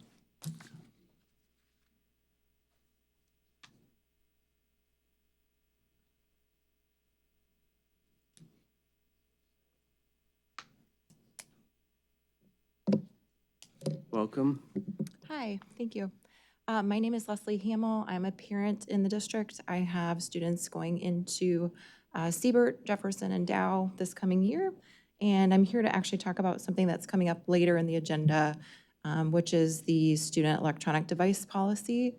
And to our brave students' point, we know the data out there now about students and cell phones. It's very damaging to mental health and overall well-being. And so that's what I'd like to address today. The policy that you will see later in the meeting tonight is very, in my opinion, very, very weak. And I'd like to offer an alternative that I think would protect our students much more from cyberbullying and all kinds of nonsense that happens on phones. And so I will talk about something called a bell-to-bell cell phone policy. You may have heard of that. If you've read Jonathan Haidt's book, you will know what that is. But essentially, a bell-to-bell cell phone policy will protect students and put a bubble, a safety bubble around the school day, and say that students need to drop their phones off at the beginning of the day and then come pick them up at the end of the day and have them be in a secured, stored location during the school day. The policy that's being proposed by the district is not that. It's a much weaker version that's not going to give us the benefits of a cell phone policy. So my first point is that safety, right? We always have to be concerned about safety in students. The policy that's proposed is not going to keep our kids safe from the addictive features of phones and all the addictive features that are on those cell phones and all the harm that can come from social media and all the group chats and the bullying and the cyberbullying that happens on phones. I want to bring up, there's a National Police Association that is in support of bell-to-bell policies. I just want to read a little bit from their page about what they suggest in terms of cell phones. Quote, during an emergency, such as a school shooting, students must be completely focused on life-saving instruction and information provided by teachers, administrators, and other officials. Phones can easily distract students from hearing, understanding, and reacting appropriately to such information. And then they go on to say, some school emergencies require students to hide in silence to avoid being targets of violence. Sounds or lights from students' phones could help an assailant locate potential victims. For all these reasons, we strongly support policies and legislations that ban cell phones access bell-to-bell, that is from the beginning of the day to the end of the day or dismissal. So my number one is safety, student safety, and I'll leave it there, but thank you for listening.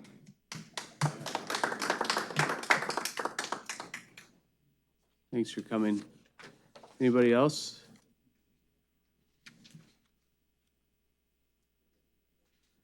Okay. Thank you to everybody that came to speak to the board. Item number 5 is admin services.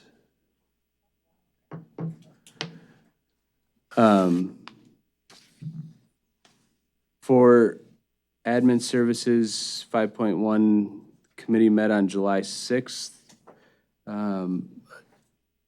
Minutes from the discussion are number 1, student use of wireless communication devices and cell phone policy. The committee discussed the recommendation to update policy number 5209.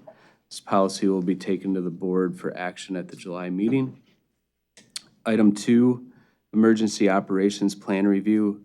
The committee discussed the new requirement for EOPs to indicate student use of wireless communication devices during an emergency and include information about the behavior threat assessment management team. These changes will be made to all EOPs and brought to the board for action at the July meeting. Item 3, policy update review. The committee reviewed recommended policy updates included in the June through policy update, including a number of different policies that we'll review here later on. The policy updates will be taken to the board for action at the July meeting. Number 4, facility planning. The committee discussed facility planning, meeting adjourned at 5:15. Item 5.2 for information, student use of wireless communication devices. Kara. Yeah, so tonight, before we bring the formal policy recommendation regarding the student use of wireless devices in MPS, we just want to briefly kind of review the background and process that brought us this proposal. So, thank you. As many of you know, we kind of discussed that state law under Public Act 2 requires us to have a policy in place by this upcoming school year that will restrict student use of wireless devices during the instructional time. So it covers electronic devices on school grounds, though there are a few important nuance exceptions that we're going to talk about later on. Our top priority in the building, in building this recommendation, was to remain fully compliant without losing sight of what's important for our students, what's best for our students, but we also wanted our stakeholders' voice in this process, so we gathered feedback through district-wide survey to help guide those parameters that we are presenting today. So as you look at this slide, you'll see that we gathered feedback across our district. Parents, we gathered feedback from elementary, secondary staff members, students, and our administrative teams. And then being able to get input from every angle was important so that we could identify that common ground before bringing this recommendation to you tonight. Across all the groups, there were 3 clear priorities that had emerged: increasing face-to-face social connection, boosting academic focus and achievement, and supporting overall student well-being were definitely those priorities within all the survey feedback. When surveying our stakeholders regarding the wireless device policy, increased face-to-face interaction emerged as the top priority for every group. This chart breaks down the exact percentage of each group that rated in-person connection as it being essential. And so you can see our percentages of our parents, our teachers, and our students included. So regarding the daily device management, the agreed consensus is that the responsibility would rest with the students to maintain their devices safely in their lockers or backpacks throughout the school day. You can see the percentage that supported student managed through each of our survey results. So working alongside our building administrative teams, we analyzed the survey data to determine how these recommendations should best take place within MPS with our policy. So we fully support the tiered framework that's outlined here in the proposed policy. So to kind of dive into the specifics here, it's structured into 2 tiers. So there's an elementary and middle, so we have K-8, and then we have a high school, 9th through 12th grade. At the K-8 level, we are recommending wireless communication devices are restricted bell to bell, meaning no use at any point during the school day. K-8 students may only use their devices before entering the building in the morning and then after that final dismissal bell. At the high school level, we're looking at the bell-to-bell restriction would also apply, with one exception being lunchtime. The high schoolers could use their devices before school, during their lunch period, and then after the final bell. Across all grade levels, students will be responsible for keeping their devices stored away in their lockers or backpacks throughout the restricted hours. So the policy incorporates essential safeguards and required exemptions to maintain flexibility and support student needs. So excluded from those general restrictions are district-issued devices like Chromebooks, medically necessary technology within like standard, whether it's an IEP or 504 plans, and then targeted instructional tools. Emergency procedures are also safeguarded and will be covered when we talk about the emergency operation plan language as well. So pending the board's approval of the recommended policy tonight, our next implementation steps would include making sure that we establish clear procedures for non-compliance across all grade levels and updating school handbooks accordingly. It is important to note the state law does permit confiscation of wireless communication devices when a policy is violated, but we hope to ensure that we are clear with kind of what the expectation is for our students within each grade level.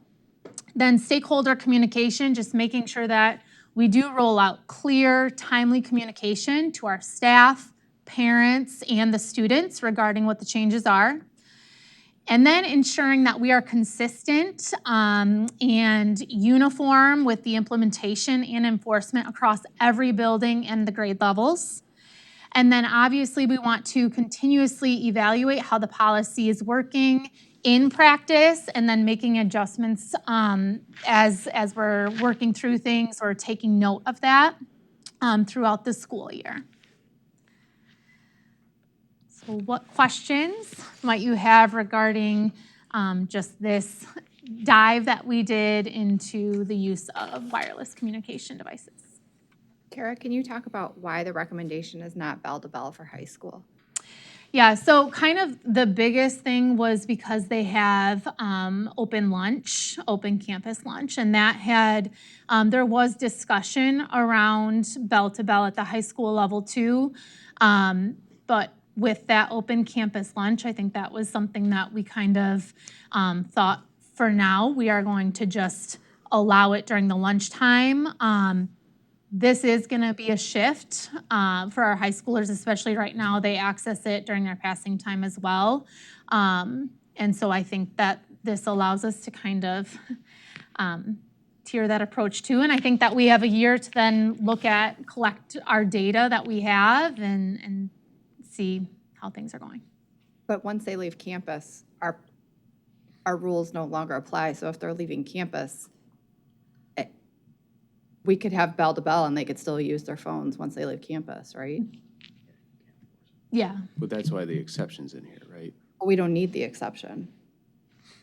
So you're gonna So tell the kids that stay on campus that they can't use their phone?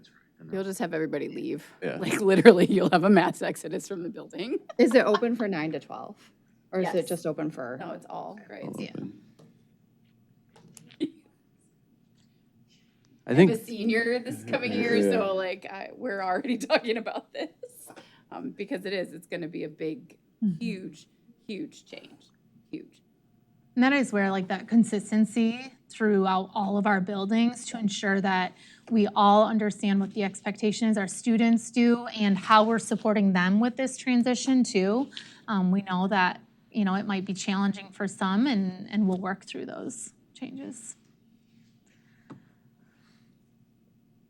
I think that's a valid point, Anne, but I do appreciate that after this first year, we'll have an opportunity to see what worked, what didn't, and if this policy was sufficient for, you know, what you're attempting to do, and maybe that's something that we'll look at next year if a change needs to be made there. just say thanks for collecting all the input. We have found as a district that when we gather a lot of voice from our community, in particular our parents and students, we tend to make pretty good decisions. So thank you. I would also state, we can't do this alone as a district. All of the things that Leslie talked to us about tonight are concerns that we all have as parents. But putting the responsibility 100% on the district, we also need help from parents to have conversations with their kids about what the appropriate use of cell phones is. Because even if we had a bell-to-bell, all of those things can still happen outside the bells.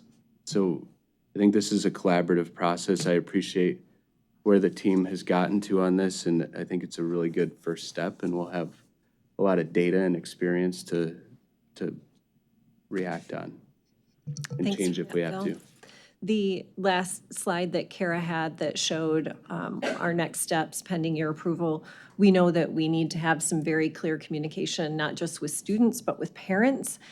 I think adults have become accustomed to their children having these, and so planning at the top of the day isn't always a priority because you know you can just text your kid throughout. So there will have to be some planning at the home. And just to assure families that, just like back in the day, if they need to get in touch with their child during the day, they can call the front office and we will be responsive. And if a child needs to get in touch with a parent, that will make sure that they have access to a phone as well. Is a phone note from your parents still pink? I don't know, but if that's important, we'll make sure that that's what it is. In all seriousness, this is a really important topic to us, and we did take this very seriously.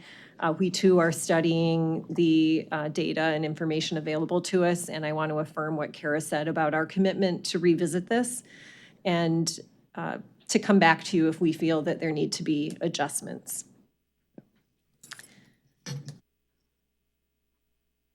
Thanks, Kara. Item 5.3 for action, the June 10th, 2026 through policy update. Penny. Yes, so we have multiple policies for your consideration and approval this evening. The one that we just heard about, policy 5209, which is the wireless communication device. Just to highlight a couple of others, there were changes to policy 3102, smoking tobacco products, drugs, and alcohol. And you'll notice that the update here was to reflect recommendations from the Michigan Department of Health and Human Services to really broaden the language around new products, new delivery mechanisms. It's something that we really work to stay on top of to support the health and well-being of our students in that space as well. You saw some changes in the 3000 series policies around the micro purchase threshold and some language around construction bidding. So thank you for your consideration of those. And then in the 5000 series, again, that wireless communication device, I do want to draw your attention to policy 5710 and 5710A. We will have student identification cards, and they will have the suicide hotline number, prevention hotline number on the back of those. We have done that. We will continue to do that. This change just makes that a separate specific policy, and that is important to us as well. And then policy 5714 is required new language about our behavior threat assessment management process, or our BTAM team, and we'll be hearing a little bit more about that as well. These policies, pending your approval, will be updated on our website. Sarah is very efficient in that, and it does include all of the related administrative guidelines and any forms that would be affiliated with these as well. Thanks, Penny. Is there a motion to approve item 5.3, the policy updates as listed in the agenda packet? So moved. Motion by Ringgold, support by Lauterbach.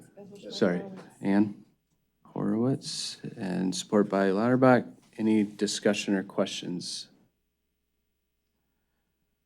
All in favor of approving the policy updates listed in 5.3, say aye.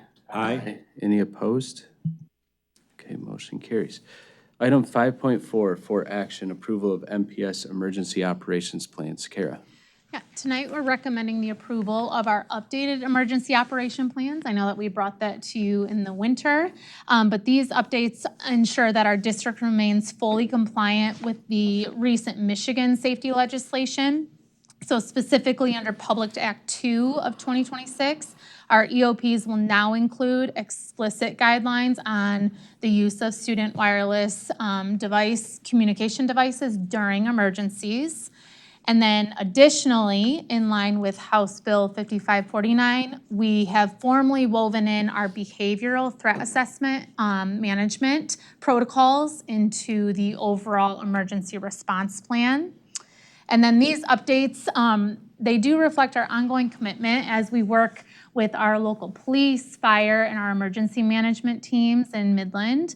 And these partnerships are definitely essential to ensure the safety of our students and staff, and we're very fortunate to have such dedicated first responders and our school resource officers that are supporting this work as well, and that we're all in alignment. So with that, that's what we recommend for your approval tonight. Thanks, Kara.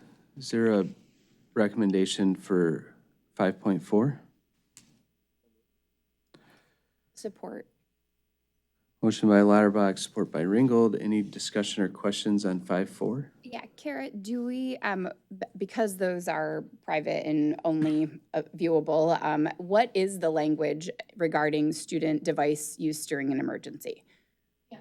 That is essentially, it states that it would follow what you had just approved, but it's in the event of an emergency, they're following what law, whatever our local, either fire department or police department are communicating to us in that moment.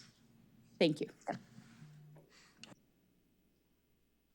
Any other discussion or questions?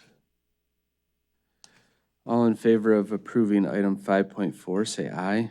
Aye. Aye. Any opposed? Okay, motion carries. Item 6, curriculum instruction assessment, 6.1, study committee meeting notes from July 13th. The Curriculum Instruction and Assessment Study Committee met on July 13th. Members present were myself, Ann Horowitz, Mecky Craig, Ken Weaver, Penny Miller-Nelson, and Anna Womack. We also had guests of Mike Mogenberg, Stephen Gunther, Kevin Boucher, and Kevin Boucher. And we met here, as well as an online option, which I appreciate. Thank you. The meeting started at 1, and the first thing we covered was student technology use guidelines, which you're going to hear more about in a minute. The committee reviewed the guidelines, which are based on the Student Technology Use Task Force recommendations and will be implemented, this is in the fall of 2027. That's starting this fall. Sorry, I didn't catch that. Yep, I didn't catch that. Starting this fall with continued implementation next fall. The guidelines will be presented to the board tonight. Then we also discussed the wireless communication device cell phone policy recommendation that we just approved. The committee reviewed the policy, which is based on that new legislation and informed by the feedback of parents, staff, and students. And as the policy was already presented and voted on. We also had some discussion about facility planning and adjourned at 3. Thanks, Jen. Item 6.2 for information, student technology use guidelines. Penny. Thanks. Well, Sarah is queuing that up. This is for information for you all based on the task force that was put together to study where we are with our district technology use guidelines. So this task force included parents and teachers and administrators and a board member representative. Thank you, Sarah. And so I've asked Jen to chime in along the way as she was in the room. And Ken sends his apologies. He would be presenting this information as he facilitated, along with Troy Lynch, this task force. He is on a well-earned vacation, so you get me this evening. I want to start by just acknowledging that this is an absolutely important topic to us as educators. We know it is also to you as a board and to our parents, so we took this very seriously in bringing that task force together. They examined the topic, and what you see tonight, again, similar to the wireless device recommendation, is what we think is our next best step, with a commitment to continue studying this and making adjustments along the way. So I'll start with sharing our first opportunity to weave in our graduate profile to the work that we're doing. Although the graphic is different. The words are the same as what you approved as our graduate profile. And we feel that what you'll hear tonight has alignment to this in terms of especially being accountable, independent, motivated and driven, and then moving into this future ready and locally and globally connected.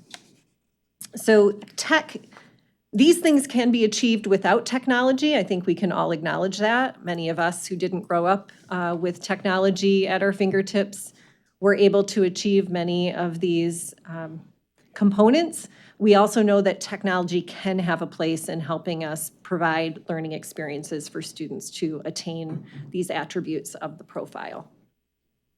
One thing that I think you'll see as we talk this evening, that these guidelines do reflect a student learning-centered approach. This is really about where can we use technology that enhances learning and will help move the needle for us. And a little shift away from it being a tool that's just of ease for a teacher. And I'm not suggesting that that was our sole use, but I think as we dug into this topic, we see that we were using technology in a variety of ways. And our system actually became enabling us to use more technology. We made conscious decisions in this last decade plus to choose digitized curriculum over hard copy textbooks, to purchase certain intervention tools for our students. And we trust our teachers. They have a considerable amount of autonomy to identify other technological tools that they can use in their classroom. And this tonight signals a step where we're working to be more discerning about where we're using technology, really move this to both a combined systems approach without taking away considerable teacher autonomy. So you see that this is a progression where we're working toward increased student agency as we move up those grade bands. And again, with more teacher control in those elementary years. We'll start with the foundation in grades K2. The guidelines call for us to have less than 10% of a student's time at school being with a screen and engaging with screen time. We want to reinforce that our pedagogical approach at this grade level is play-based. It's very tactile, very interactive, with a heavy focus on social emotional learning, and that we want to use manipulatives and face-to-face interaction for that social development is incredibly important. Where we're going to see tech being used here in grades K2 is really these brief introductory sessions where we know they need to know how to navigate some technology, basic scrolling and clicking, and of course where we have those requirements as dictated by an individual education program or a 504. And the device management, these will remain strictly in the classroom, and students will only have access and use devices when at the teacher's discretion. As we move to grades 3-5, you see that time tick up just a bit, less than 15%. This is where our approach progresses a bit into this bridging to early digital literacy. We're looking at these very time-bound tasks, very teacher-managed time with technology. Some of the permitted uses, and again, this isn't an exhaustive list, would be these guided internet research opportunities where they're creating content, whether it's in a Google Doc or other tool, doing some online test practice or actually taking assessments.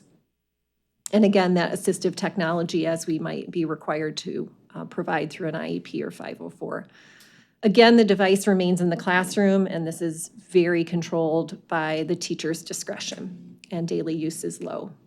As we move into middle school, we're taking that next step up with less than 30% of a student's time in this moderate use category. This is where technology starts to become more of a tool for learning. It's also a way for them to increase collaboration and organize their learning. We want this to still be very learning focused. Here you're seeing permitted technology use in that Google Workspace, using more of our digital curriculum that we have chosen to purchase over time, and we'll continue to assess that moving forward. Where they have approved tools like digital calculators, they'll be used there. And this is where Canvas use, our learning management system, comes in as a hub for their organization, where they're taking notes, housing notes, and assignments. I want to point out to you that for the upcoming school year, the 26-27 school year, devices will be assigned to students. And then we are preparing that in the 27-28 year, they will be in the classroom. Students will not take them home that following year. This in part is we had some differences between our two middle schools, and we needed more time to bridge that gap of how they're addressing homework that might not be in a digital platform and other reasons that students would, projects and things that students would need to take their device home for. As we move into high school, grades 9 through 12, we did not put a stipulation on this. This would be based on curricular needs. As you all know, this is where students start to diversify even more in their use of, or in their access to certain classes, and we want to allow teachers that discretion again. And you can see here permitted uses include these professional software suites. They're doing data analysis, designing, programming, a lot of collaboration through Google Docs and other tools. And this is where Canvas becomes really important. And I'll just point out, we have a notable number of students who are engaged in athletics, clubs, and other community endeavors, and Canvas remains a really important tool for students when they are absent from school for those reasons, or for other valid reasons, that they can really stay up on their learning and have access to some of these tools. Device management, these will remain with students to take home and be responsible for their use each day. This is just a visual matrix that reiterates all the information I just shared to you. We think this will be a handy tool as we begin to communicate this out with families and students and staff. I want to just note for a minute that this progression from when we recognized the need to form a task force until we are here today sharing these guidelines, it started at the end of the school year. There wasn't a lot of time to fully engage staff. So our own team, our internal teachers, have not heard these guidelines yet.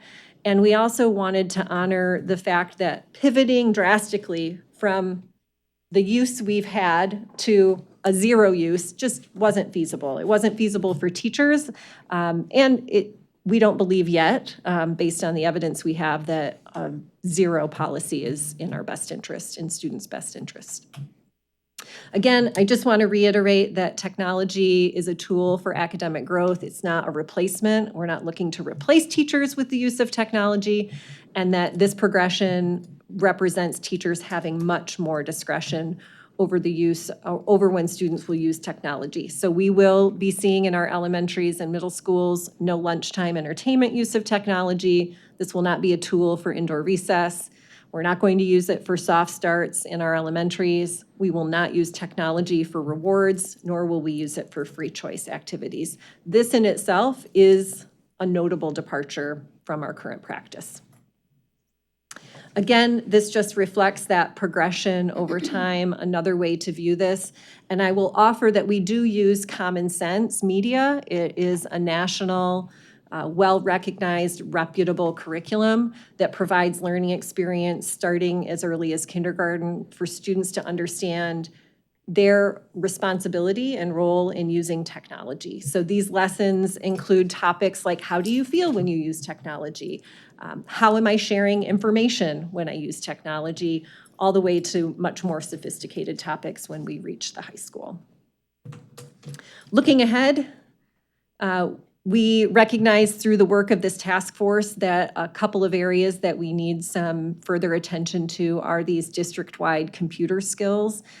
Students who really need to learn typing and editing and word processing and how to fully use even our Google suite of products. So we'll be taking a look at that. Ken and his team will over time.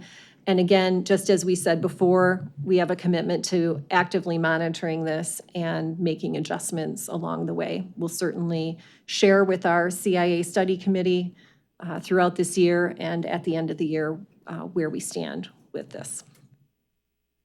I'll just come back here and I'll just look to Jen as someone who was in the room. Is there any additional context you'd like to provide or any insights? I appreciate you taking on the delivery of this presentation. I know Ken and Troy really kind of spearheaded this.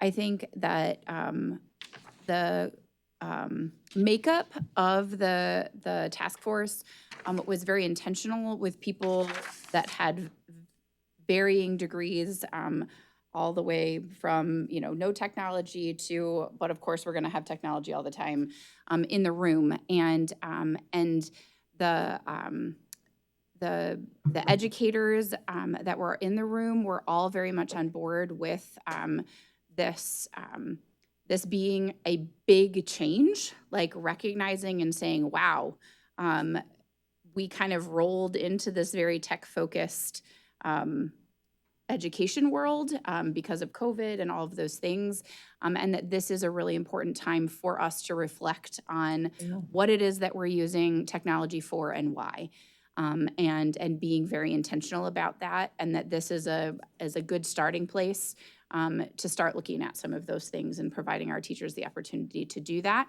I think for me personally, one of the biggest things, as you combine this with the cell phone being in backpacks and lockers bell to bell, and devices for ultimately K through 5 this year not going home at all, and then next year up through 8th grade, that is a substantial pullback on what students will have access to from a technology standpoint.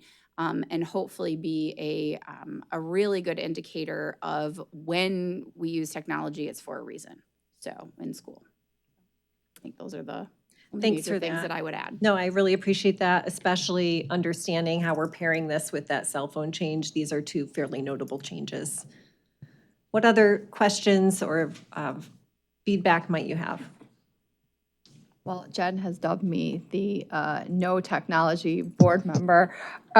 So as you know, at CIA, I was a little bit disappointed at the recommendations. However, after talking through them, I certainly understand why we're approaching this way. A couple of points of clarification that you touched on, but I think I want to add a little bit too. In the, I think it's the K through 2 slide, it says that we'll look at scrolling and clicking. And you did touch on this later, but we will be adding explicit typing, teaching typing, once we have identified a proper curriculum to do so, presumably without increasing how much actual screen time our kids are getting, correct? Yes, and I don't want to presume that that will immediately begin in grades K2. There are some physical elements to be considering of students' development that make it ideal or not ideal for them to learn appropriate keyboarding. I'm looking to Brian because years ago in the curriculum office, when he led that, we had this conversation sort of on repeat when the right moment was. So I'm going to trust Ken and his team to work through that and bring forward a plan that makes the best sense for us without exceeding those limits.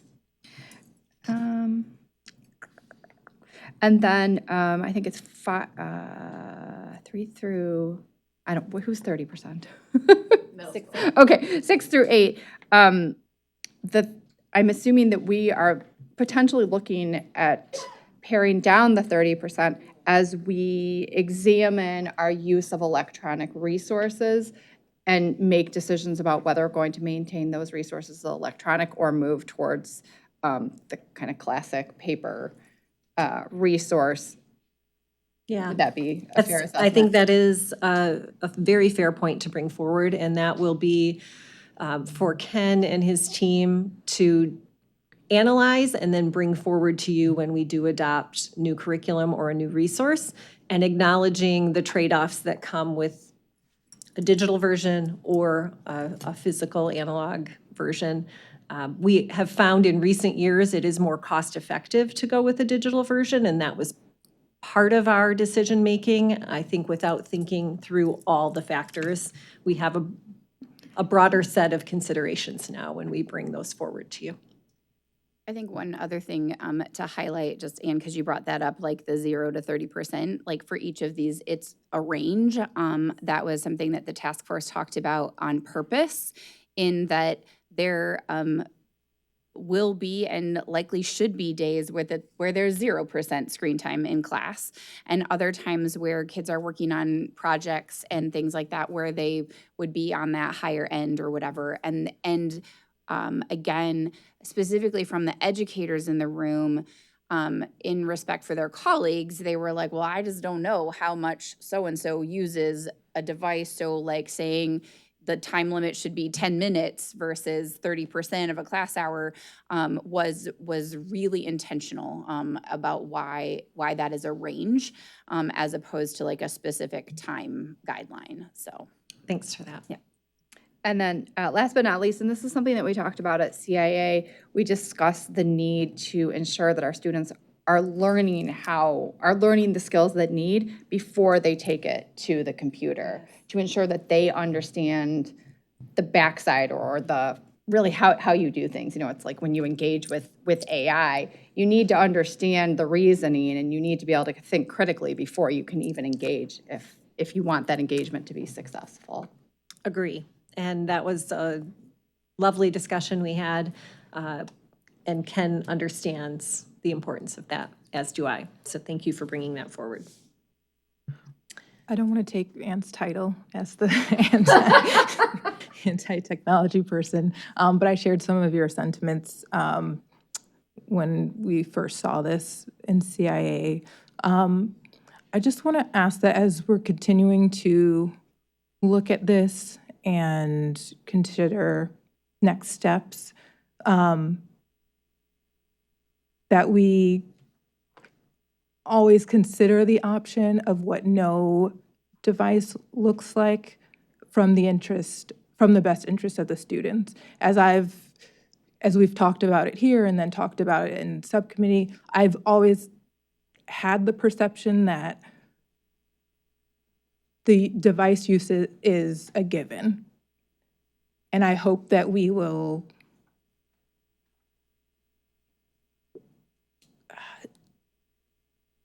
approach this without that being the first step. And of course, we may end up that there's always going to be device usage, but just being open to zero usage and then seeing, how that factors in from a student learning perspective.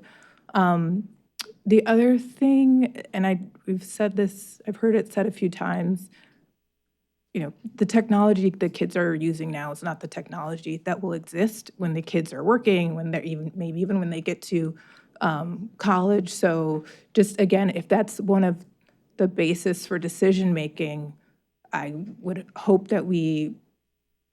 just would hope that we would stop saying that. Like, this is not what they're going to be using. Technology iterates too fast for that. So if there are other benefits, okay. If there's other needs because we have the curriculum that's all digital, okay. But this isn't going to be what the kids are using when they're adults, when they're older kids even. Thanks for that. I'm fine with this. I think we will find that it's difficult to implement, in particular, 5th grade and the capstone projects. If you've ever mentored one of the groups in 5th grade, the amount of collaboration that gets done between the kids is really impressive. I shouldn't say pretty impressive, really impressive through the use of computers, through Google Docs. And we're implementing a lot of hardship on our teachers overnight with not a ton of input, right? And I would just encourage us to use data. What's the data say? What are we actually using the computer for? And I agree with you, Mekhi, that we have to make sure that there's curriculum reasons behind it. But we also have staff, right? And we have to make sure that we're protecting our staff.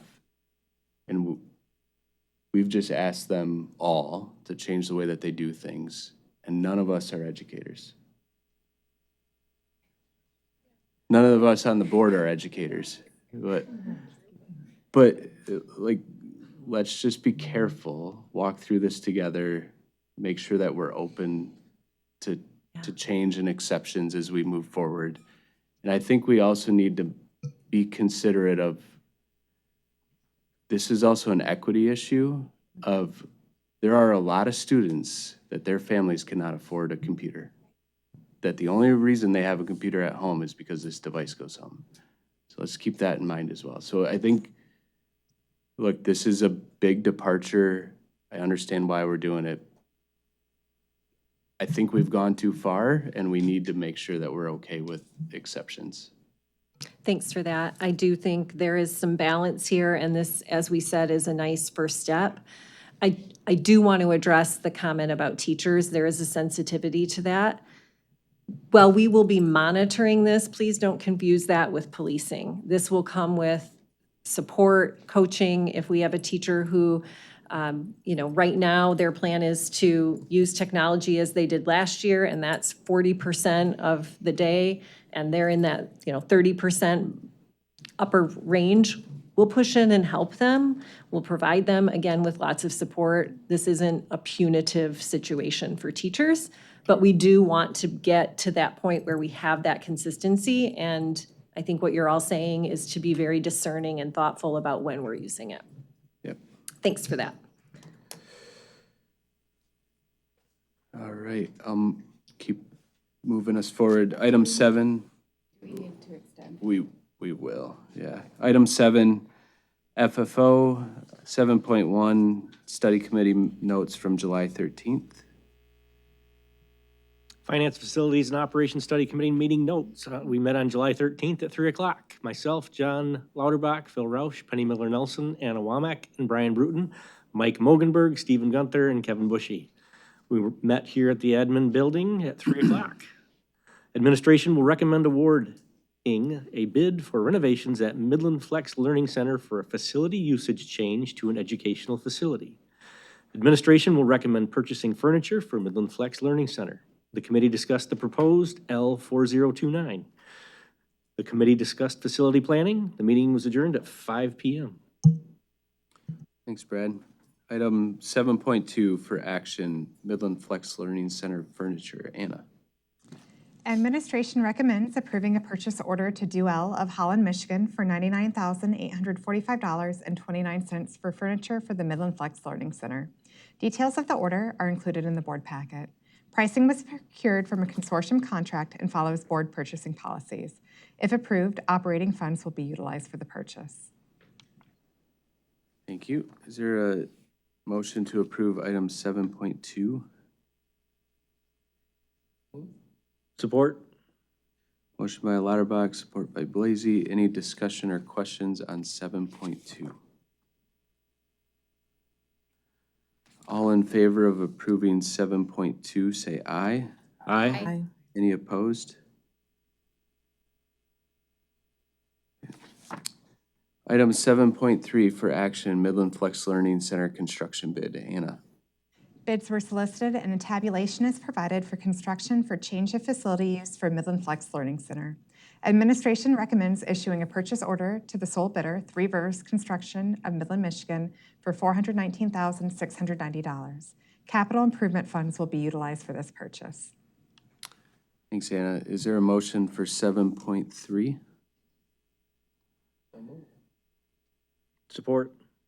Motion by Lauterbach, support by Blasey. Any discussion or questions for 7.3? Anna, did we directly solicit bids for this? Like, did we reach out to various groups in the area? We had put out to some in the area, but it was also placed on our state website, which then emails anybody that is signed up as being able to provide these services.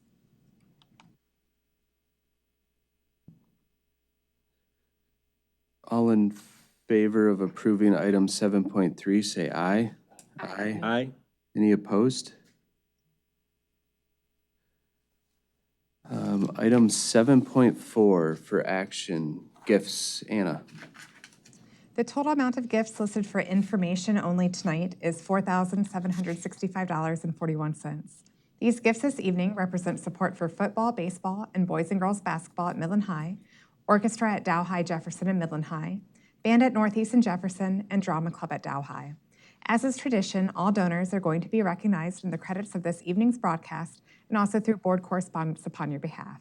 We are grateful for our community support of our students and our programs. Thank you, Anna. Item 8, Human Resources. Just note that the committee did not meet since our last board meeting, and I'll turn it over to Kara. The board and staff extend their deepest sympathy to the following family. William Piercy, who passed away on July 4th, 2026. William joined the MPS team in 1966 when he was hired to establish the graphic arts program at H.H. Dow High School. In addition to teaching graphic arts classes, William also taught driver's education for many years. He was recognized for his dedication to education in 1995 as a recipient of the Gerstacker Excellence in Teaching Award. William was employed at Dow High until his retirement in June 1996 with 30 years of service. Thank you, Kara. Item 9 are correspondence from the Board of Education to the following individuals or entities listed in your agenda packet. Item 10, scheduled activities for information. Note that we do have a special meeting on August 5th coming up. And then the others are listed in the agenda packet. Item 11, are there any points of clarification or questions from board members? 11 point. I just want to make sure that I'm looking up names, that we're going to follow up with the student. Is it Brett? Okay, great, yep. And I'll turn it over to Penny. I'll just, what Jen said, I wanted you all to know I'll follow up with that student straight away. I also just want to offer some clarification. We had public comment from Jennifer about safety and security. So these buzzer entry points will be at the main entrance. During the school day, after students enter through approved entrances that are monitored at our secondary schools and defined entrances in our elementaries, the school is essentially shut down. The doors are locked. Our administrators and our SROs do a walk to make sure that all of those doors are closed and secure. And then the only entry point to the school is that main entrance, typically through the front office. We recognize that we are our own vulnerability when we keep doors propped open. And Kara has been very diligent in all of our safety training. Staff have this very ingrained in them, as do students, that we don't prop doors and we don't let people indoors. We direct them to go to the main door. We continue to include that as part of our safety training. So I appreciate the opportunity to clarify that because it matters. And you're right. Those are weaknesses in our system when those doors are propped. That's all I have. Could we have one more thing to do, and it's Penny's mid-year review. Can I get a motion to extend to 10 o'clock?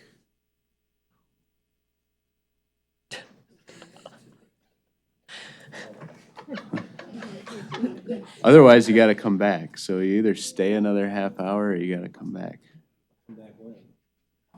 August, do it the 5th or the 4th or 17th, right? I don't know. I was hoping that the 5th would not be a long meeting, but. I serve at the board's pleasure. So if the discussion is postponed and you all are comfortable including that in the special board meeting, that's not the defined purpose of that meeting, but this is certainly permissible. Or we have a brief conversation this evening in case you need additional information, or we can hold it at the regular August board meeting, your discretion. I think it'll be relatively quick. Okay, then. About 9:45. It's fine with me. Okay. All right. Let's go. Can somebody read 12:1, please? Make a motion to move into closed session to consider the superintendent's mid-year review and goal review as permitted under MCL 15.268, Section 8(1)A. Motion. And, well, and we need to extend too. Oh, sorry. Yeah. Let's take them one at a time. Make a motion to extend until 9:45. Support. Motion by Blazy to 9:45, support by Ringgold. Any discussion or questions? All in favor, say aye. Aye. Any opposed? Me. All right, it has to be unanimous. Are you making us all go home? Yes. Okay. All right. Do I have a motion to adjourn? I make a motion. All right, we're adjourned.